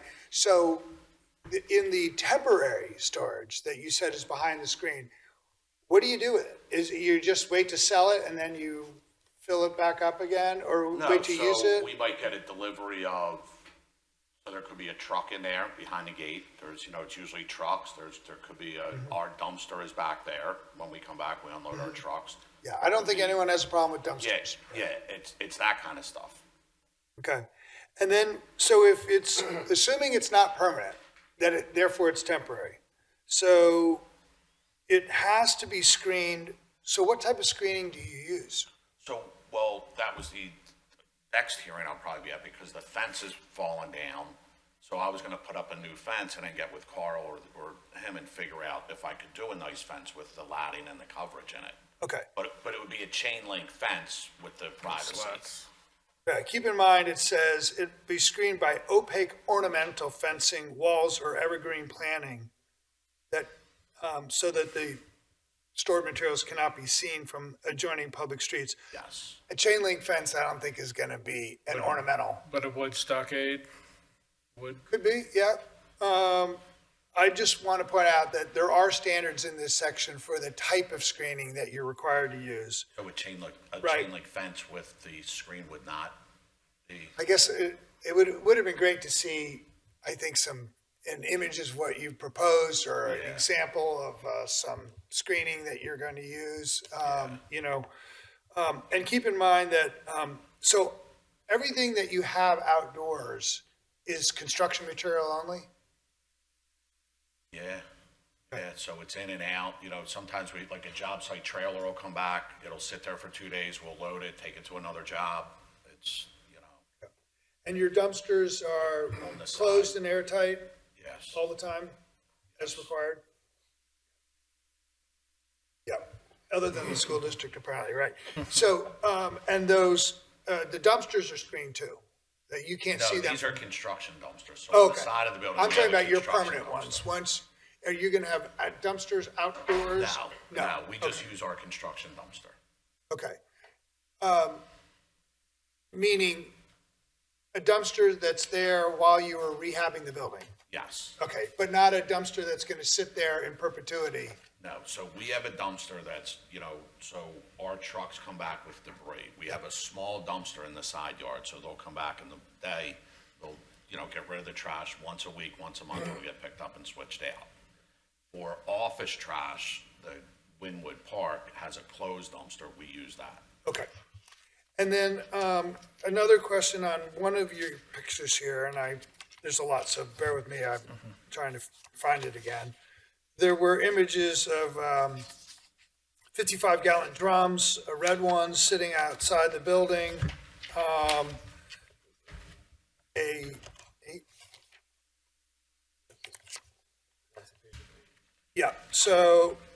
thank you, Jesse. So on the last page of A8, which we had just been looking at, there looks like there's some, maybe Yeah. boxes on casters.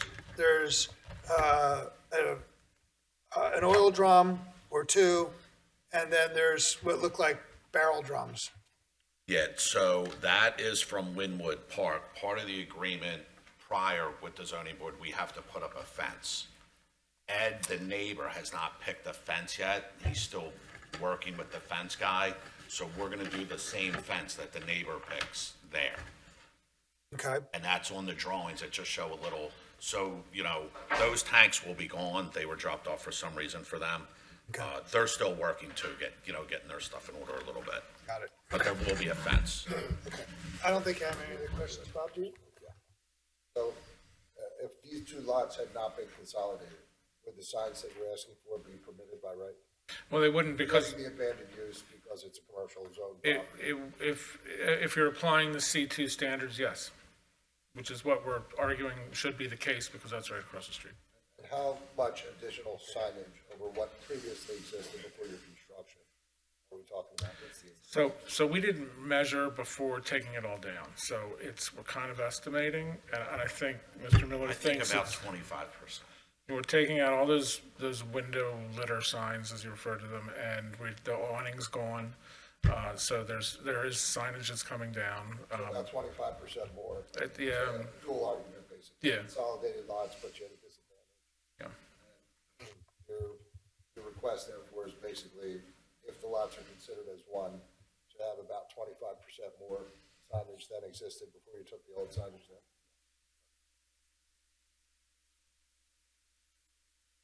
down.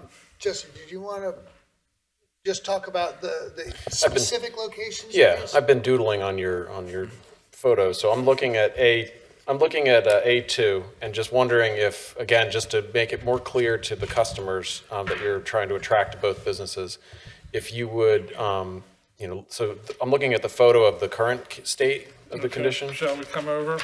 Yeah, sure. Let's approach. Yeah, sure.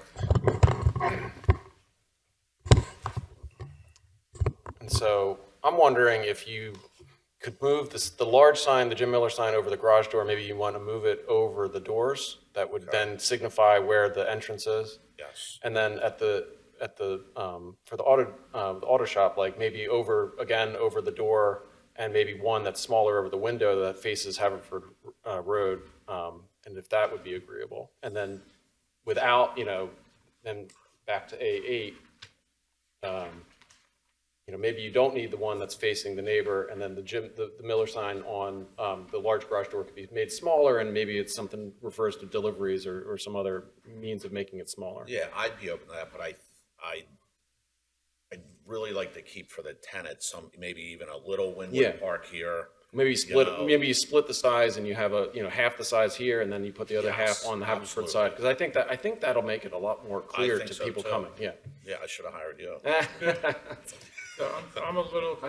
I'd like to stay on board. I don't want to have a conflict.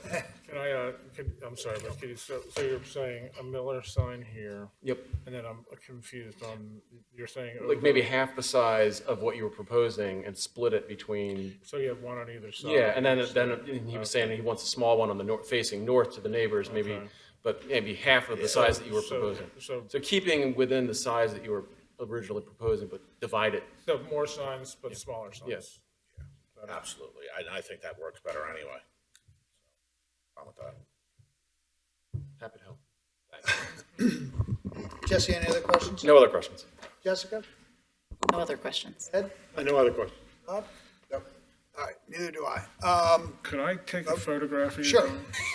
Tom? Robert, while you're switching careers here into photography, do you have any other witnesses or anyone else you want to call? I do not, And you did move your exhibit. I did. He did, right off the bat, yeah. Okay, so, anything else, Jimmy, you want to add? Okay. So with that, I'll ask whether there's any residents from Haverford Township who received certified mail who wish to testify. Any residents from Haverford Township who received regular mail who wish to testify? Or any residents from Haverford Township at all who would like to testify in this case? Hearing none, we'll close the case. Oh, wait, are we going to leave it open for submission? I don't know if that's what was being. Do you want to do that? So you'd like us to submit a new rendering? I mean, we could leave it open for that limited purpose before, and then we can look at it and then So decide if we can vote. Leave it up to you guys, but I didn't want to Yeah, close the record if yeah. that's something you wanted to do. That's I'm open to whatever. I mean, if you want to put a codes guy, because I have to apply for the permits. I'll so tell if you that's one easier thing, for you guys. it might be easier to see a revised picture or rendering of each of the three street fronts Okay. that reflect some of these ideas, because then, rather than try to write into as conditions, if we can were have to that. approve, what those limitations would be, we can say it's Exhibit related A to page. the new exhibit Yeah. A9. Okay. It will be as depicted there. I think it'll be a lot easier for you too. Okay. Okay. May I ask a question? The sign ordinance is fairly complicated on calculating square footage. As the zoning officer who has to then enforce this, I would really like to see a scale drawing of what you're proposing, so I can actually report to the board whether or not it does comply in terms of total square footage and individual signs with the ordinance that relates to signs in the C2 district. There are some significant restrictions on total size of signs, and I'd at least like to be able to report to them whether or not you're within or exceeding this total sign area for all those signs. So what I'm hearing is you want every, sort of the dimension of every sign location and the total. And how it would comply if you were C2, which is, I think, what you aspire to be. So we're trying to see, okay, if this were properly zoned, would it be generally in conformity with those rules? Okay. To be precise, that would be section 182-701E as in enough. I'm sorry, would you read that again, please? Sure, it's 182-701E as in enough. Okay. And Jonathan, can you confirm that the property, while it may have three sides of the building that face roads, is actually a two frontage property, not a three frontage property? Yeah, there is a relationship to frontage, but I ran a quick calculation, and if they went by frontage, they would exceed the total maximum allowable on each frontage, so it would be a maximum of 25 square feet per frontage. And is that per frontage, assuming three frontages or two frontages? Because There'd be two frontages. Okay. He's got Carracung and Haverford Road. Thank you. Jonathan, if these lots had not been consolidated, would that double? Yes, it would. Thank you for that. Robert, is that enough? Yeah, I think so. So I'm just going to verbalize it quickly. So I'm going to do, I'm going to come back with revised drawings that are going to show a Jim Miller sign on Carracung, and then a smaller auto shop on Carracung, and another smaller one wrapping around the corner kind of, and then on the Haverford side, it's going to be a smaller Jim Miller, a small, and a deliveries only, and a smaller auto shop sign. So three auto shops. And I think the on the Carracung side, the Jim Miller sign would not be over the vehicle entrance, but over the customer Over entrance. the customer entrance, okay. All right. What works, you guys? Right, so we, Third would be all right, or do you want to go? Why don't, I'm fine for the 17th. 17th is fine for me. Is Gives me that a little time. okay? Yeah, we're still. Yeah, we can do the 17th. All right, then we'll leave the record, this case, record open, for the submission of these original, or these additional, renderings as, beginning with Exhibit A10. And, we'll obviously have to let public comment occur again if anyone shows up. And then we'll see if we can get to decisions that night too. Okay, great. okay. Yep. Yeah, it's continued April 17th, so there's no need to repost or publish. Right. Posting probably. That's it. You're out. Thank you. Wasn't sure if he. Confiscated. Very good. Sure. Good night. See you. Thanks, Rob.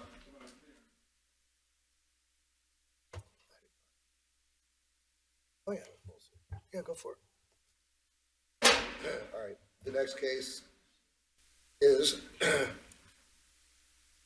D25-12, BMPA Holdings, owner of 703 Preston Avenue, Bryn Mawr, PA, TC folio number 220500852000. Request a variance from section 182-208C2F to permit a side yard setback of 8 feet 7 inches where 12 feet is required for the construction of a new semi-detached single-family dwelling where the existing structure is 8 feet 7 inches from the property line at the minimum. Property is on R6 and located in the 5th ward. You know, Hi, how are you? please raise your right hand. Do you swear to tell the truth, the whole truth, and nothing but the truth, so help you God? Yes. And your full name and the capacity in which you appear? Brian Terry. Brian Terry, Terry. Is the applicant, Brian? Yes, applicant and owner. What's your address, Brian? 154 Livingston Lane, Exton, PA, 19341. Jeff, are you with these?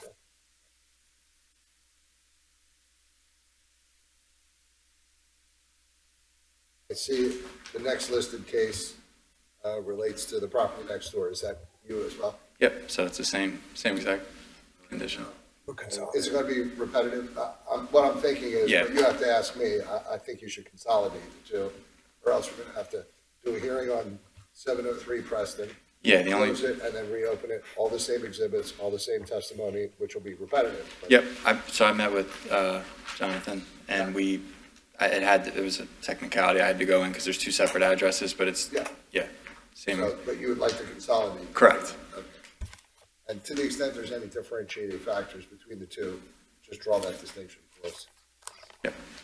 All right, so I'll read the next case description into the record. Z25-13, BMPA Holdings, owner of 705 Preston, Bryn Mawr, PA, DC folio number 2205005300, who requests a variance from section 182-208C2F to permit a side yard setback of 8 feet 7 inches where 12 feet is required for the construction of a new semi-detached single-family dwelling where the existing structure is 8 feet 7 inches from the property line at the minimum.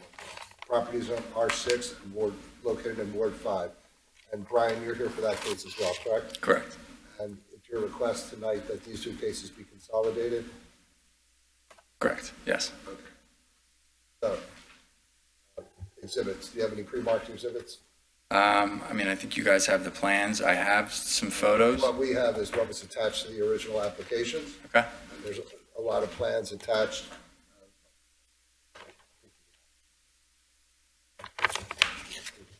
All right, we're going to go off the record for 5 minutes.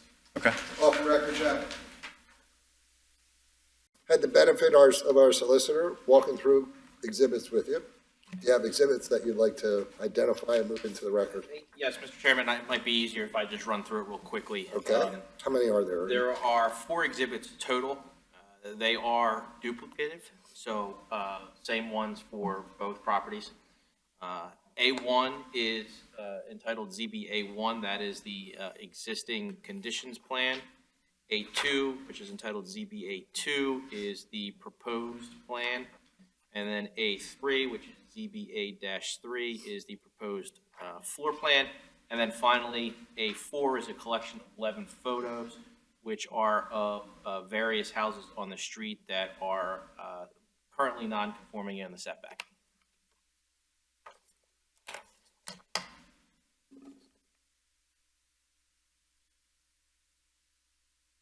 All right, Brian, why don't you just give us a brief description of what you would like to do?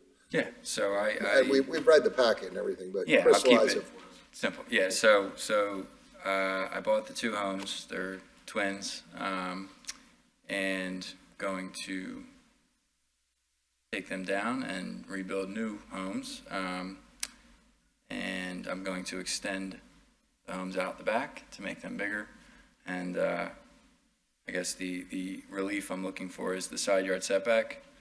I am proposing to put back what's there today. So the existing is non-conforming. I'm just looking to continue that.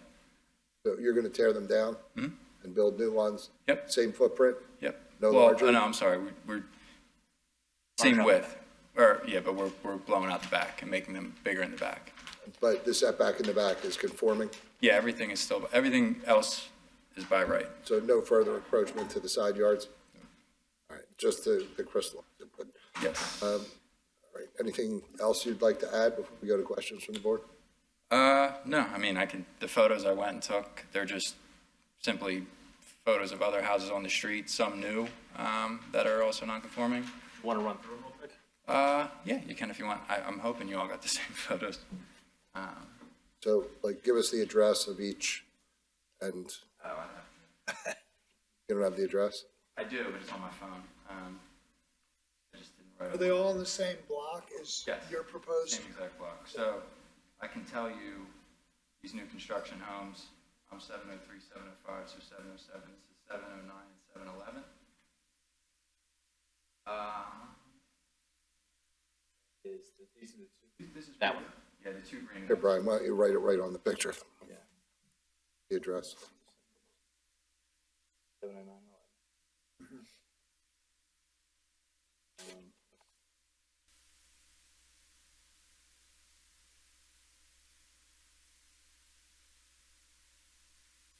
What's that? I have them. Hey, we don't have to send them to you as a zip drive, and I know they're labeled there. I don't know if that would benefit anybody, if we can pull them up on the screen. No. Okay.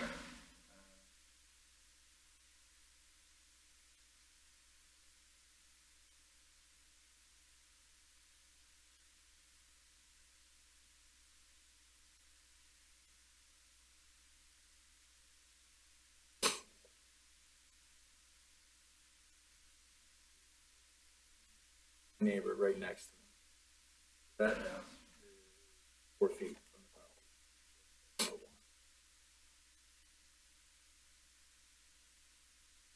So 701 is 4 feet from the property line? Correct. Did you measure it?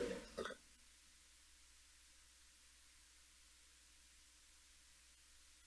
707, this is new construction. Is 3 feet 6. That's the picture. with the Which measurement. note is this? What house number? 706, did you say? Or no, I'm sorry. That's 707.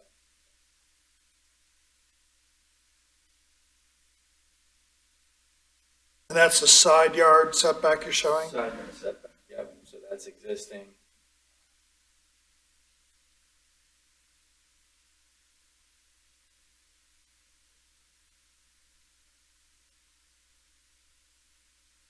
And do we have, this looks like a duplicate picture? Or is this two different sides of the same building? Okay, that's fine.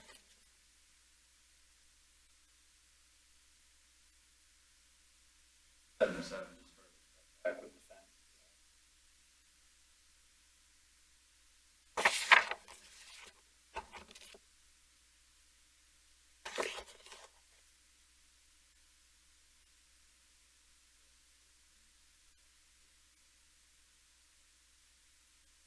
So that's 740. Driveway serves that property. Property line is. House is on the property That's a front elevation shot of Correct. those line. properties. From Preston. And what's the one that's red? That is 714, so that's 712, because it's closer. House is right up against.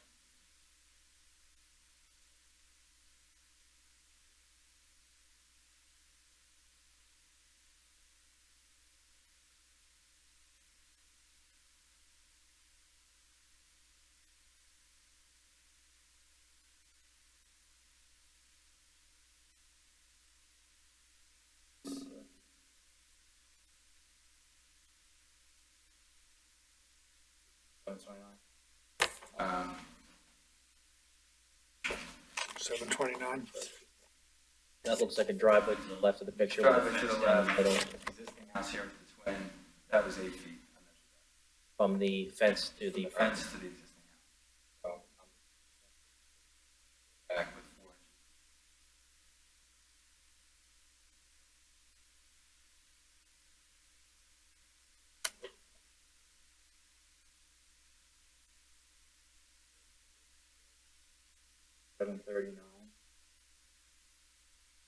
With new construction.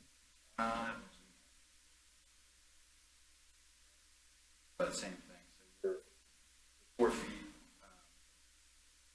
It's a gray house to the right with one to the left that's got a front porch.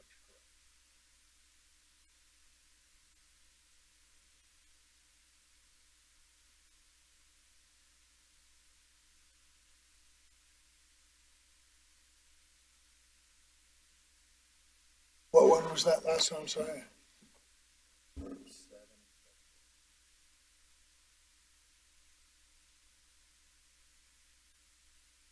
745. Actually, all the way. It's obviously right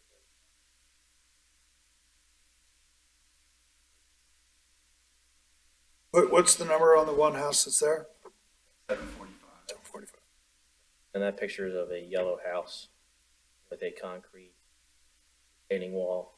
And then to the far right, has, looks like one big tree with 3 trunks. That's the backyard.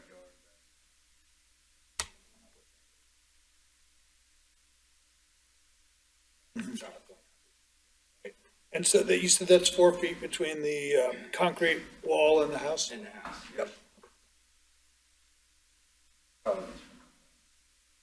Floors. We're gonna find running through it now. Oh, yep, it is a dude. 714. That house with the yellow shutters. This is the other side of that house. Yeah, so that's twins, 4 feet. That one obviously is the driveway.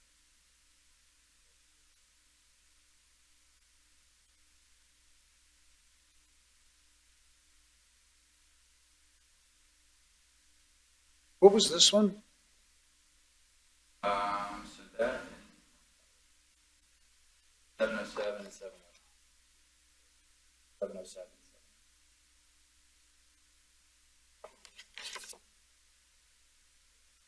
That happens to be, twins obviously, to the right, as a darker gray with a Rivian pickup truck in front, and then to the left, more of a tan one with a front black fence. That is a single.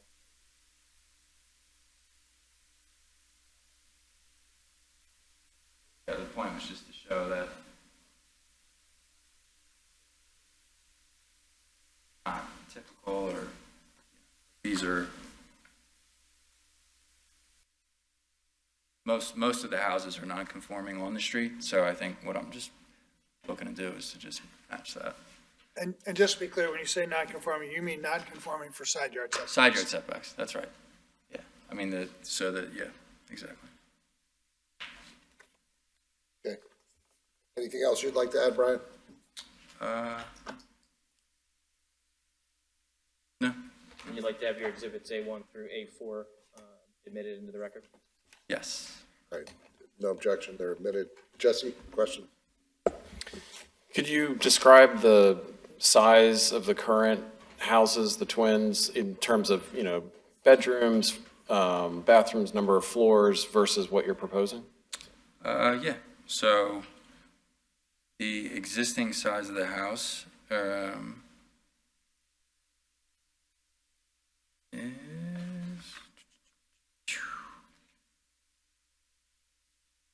looking at the table here, bear with me. Did you say 14? Yeah, so like 1,400 square feet, 2-story, and I'm looking to go back. You're looking at Exhibit A1, right? Yeah, I'm looking at Exhibit A1, that's right.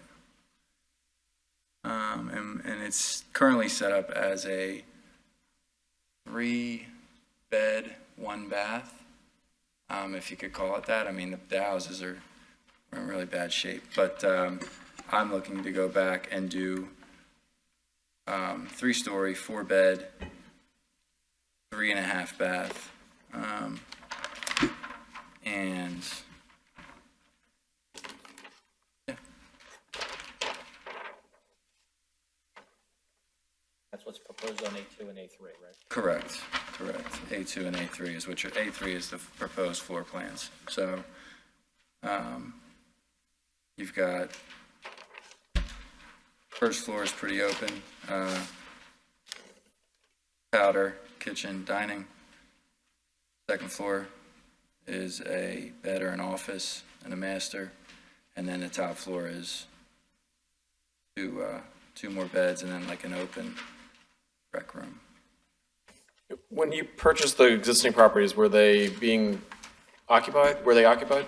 They were. Were they in a poor state of repair? Yeah.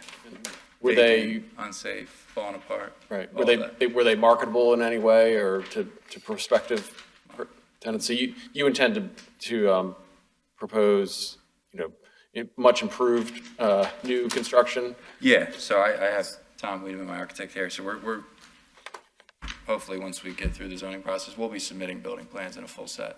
Okay. Yeah, but nobody other than a builder, in my opinion, would buy these. Would you call them kind of tear down properties? 100%. Yeah. And you're proposing you'll meet off-street parking, the requirements? Yes. Yep.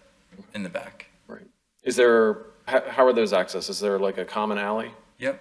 So there's a rear alley that all of the other properties on the street utilize. So I'd be doing the same. And you'll be able to have the two off-street parking spaces? Yep. Is that shown? That's shown on one of your exhibits, right? Is that on ZBA too? I do not believe it goes back to ZB all the way in the back. It's it will be on the building plan though. Yeah. I think it is on proposed zoning plan on ZBA 2. Looks like there's a parking space and a new garage for both properties. You're right. I apologize. Yep. Okay. So if you look at ZBA 2, the first detail there. Yep. So we have an accessory structure by right, and then a parking spot adjacent. Okay. And the garage is intended to provide one of the other off-street parking space? Correct. Okay. Yep.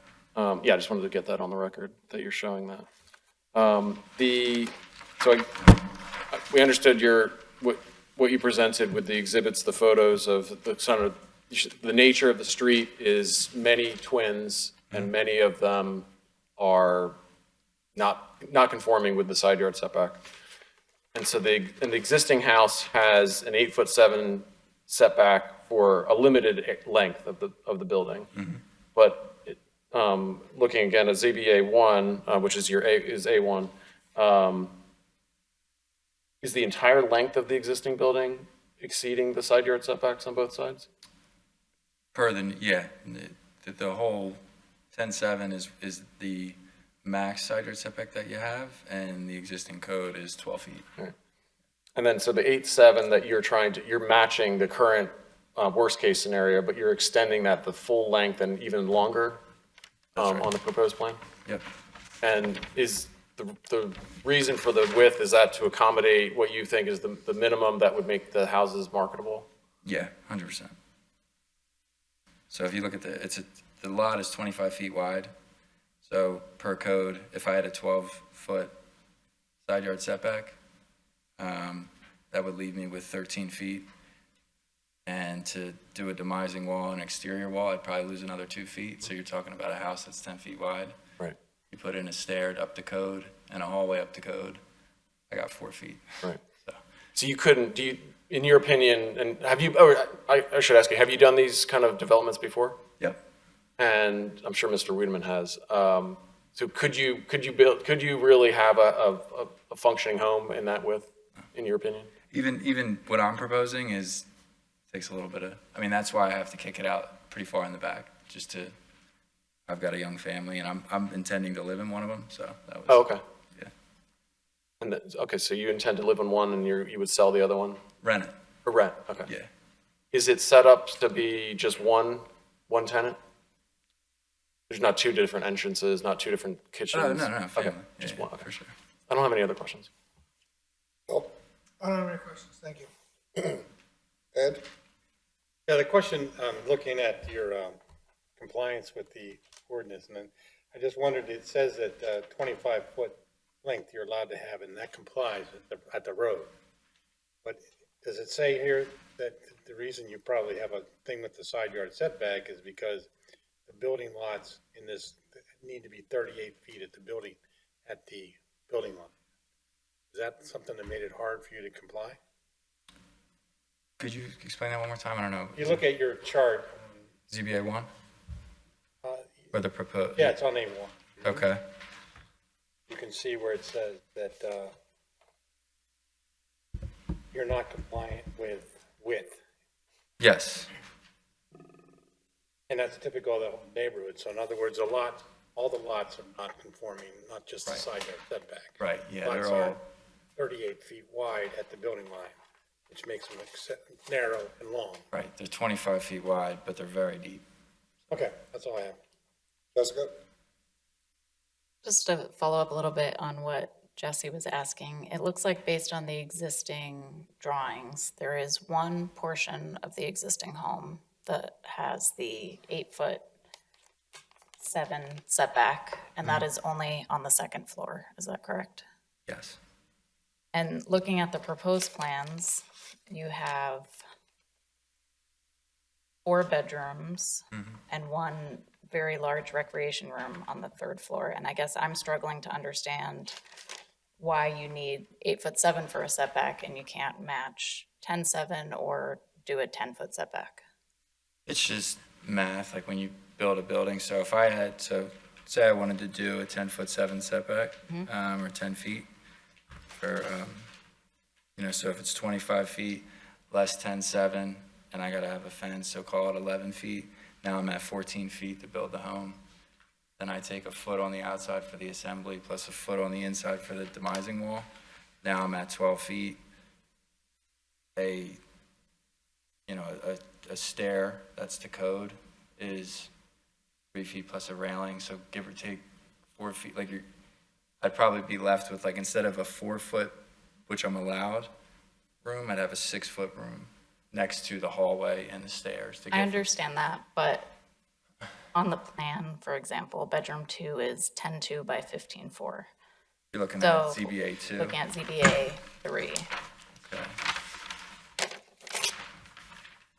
And, 10.2 by 13.4 is a very acceptable bedroom size and fairly normal. You have a walk-in closet in the master bedroom that's about the size of a room. And so I just don't really see why this 2 additional feet is necessary. I mean, I think I thought about it as if, I would want to live there. And I just think it's fairly reasonable, in my opinion. But in your opinion, you could still create 2 twins that were 2 feet less wide. Yeah, but I would still be non-conforming, right? Correct, but by 2 feet less.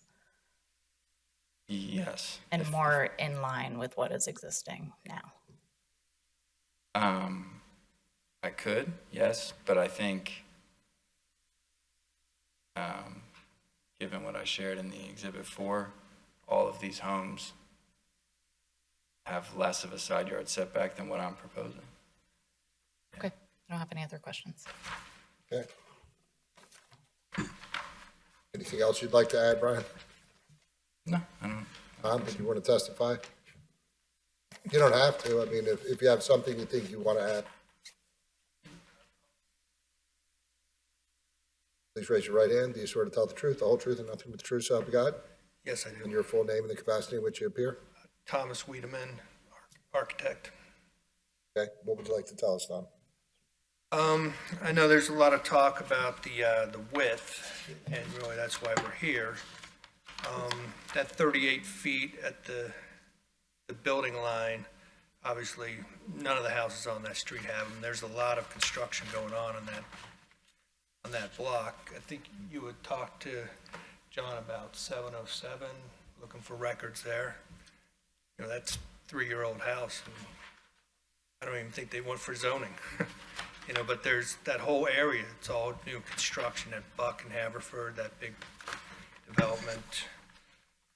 But we have done row houses that were 13 feet before in the city. And, you know, the bathrooms are very small. You can barely get a tub. I think we even had to do like 2x3s to get the tub in there. You know, when you have your 3-foot hall, you got 3-foot stair minimum. And because these are twins, you've got the firewall separation, 2-hour separation. So you really have double studs, plus the 2-inch liner in the middle and the airspace. So it takes quite a bit out. And, you know, it's, in this area, you have to have decent sized bedrooms. I don't think they would sell if they weren't a bit bigger.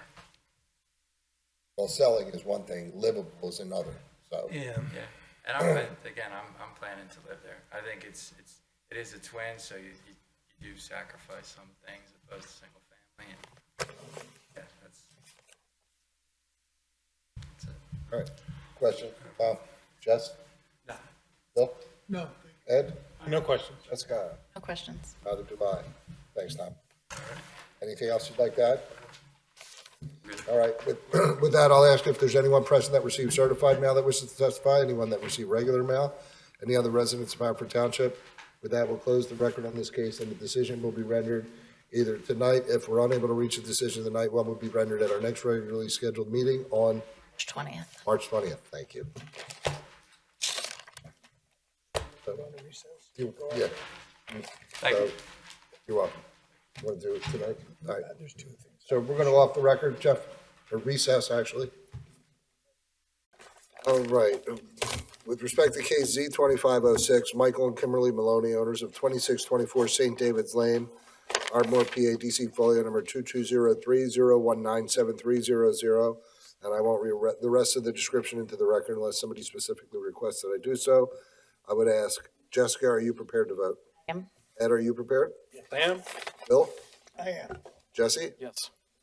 Bill, do you want to take this decision, please? Sure. With respect to case Z25-06, I would vote to approve the requested special exception and variance, subject to the following conditions.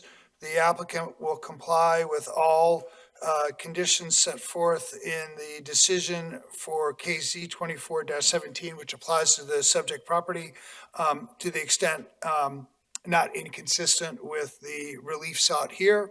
And the project will be completed within 12 months and in accordance with 12 months from the date of this approval and in accordance with the notes of testimony. Jesse? Agree. Jessica? I agree.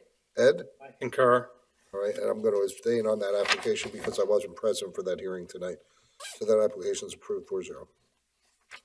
With respect to cases Z25-12 and Z25-13, which were consolidated at the request of the applicant, BMPA Holdings, owner of 703 Preston Avenue and 705 Preston Avenue, Bryn Mawr, PA, DC folio numbers 2205-0085-200, which relates to 703 Preston, and 2205-0085-300, which relates to 705 Preston. I would ask, Jessica, are you prepared to vote? I am. Ed? Yes, I am. Jesse? Yes. Bill, do you want to take that decision too? Yep, with respect to the consolidated cases, Z25-12 and Z25-13, I would vote to approve the requested variances for both cases, subject to the following conditions. The applicant will manage all stormwater runoff so as not to adversely affect any neighboring property, and the project will be completed within 18 months of the day of this approval in accordance with the next testimony. Jessica? I disagree. Ed? I concur. Jesse? Agree. And so do I. That application is approved with those conditions, 4-1. Any other administrative matters that we need to address? We did minutes at the start. Okay. All right. We're good? All right, then we're adjourned.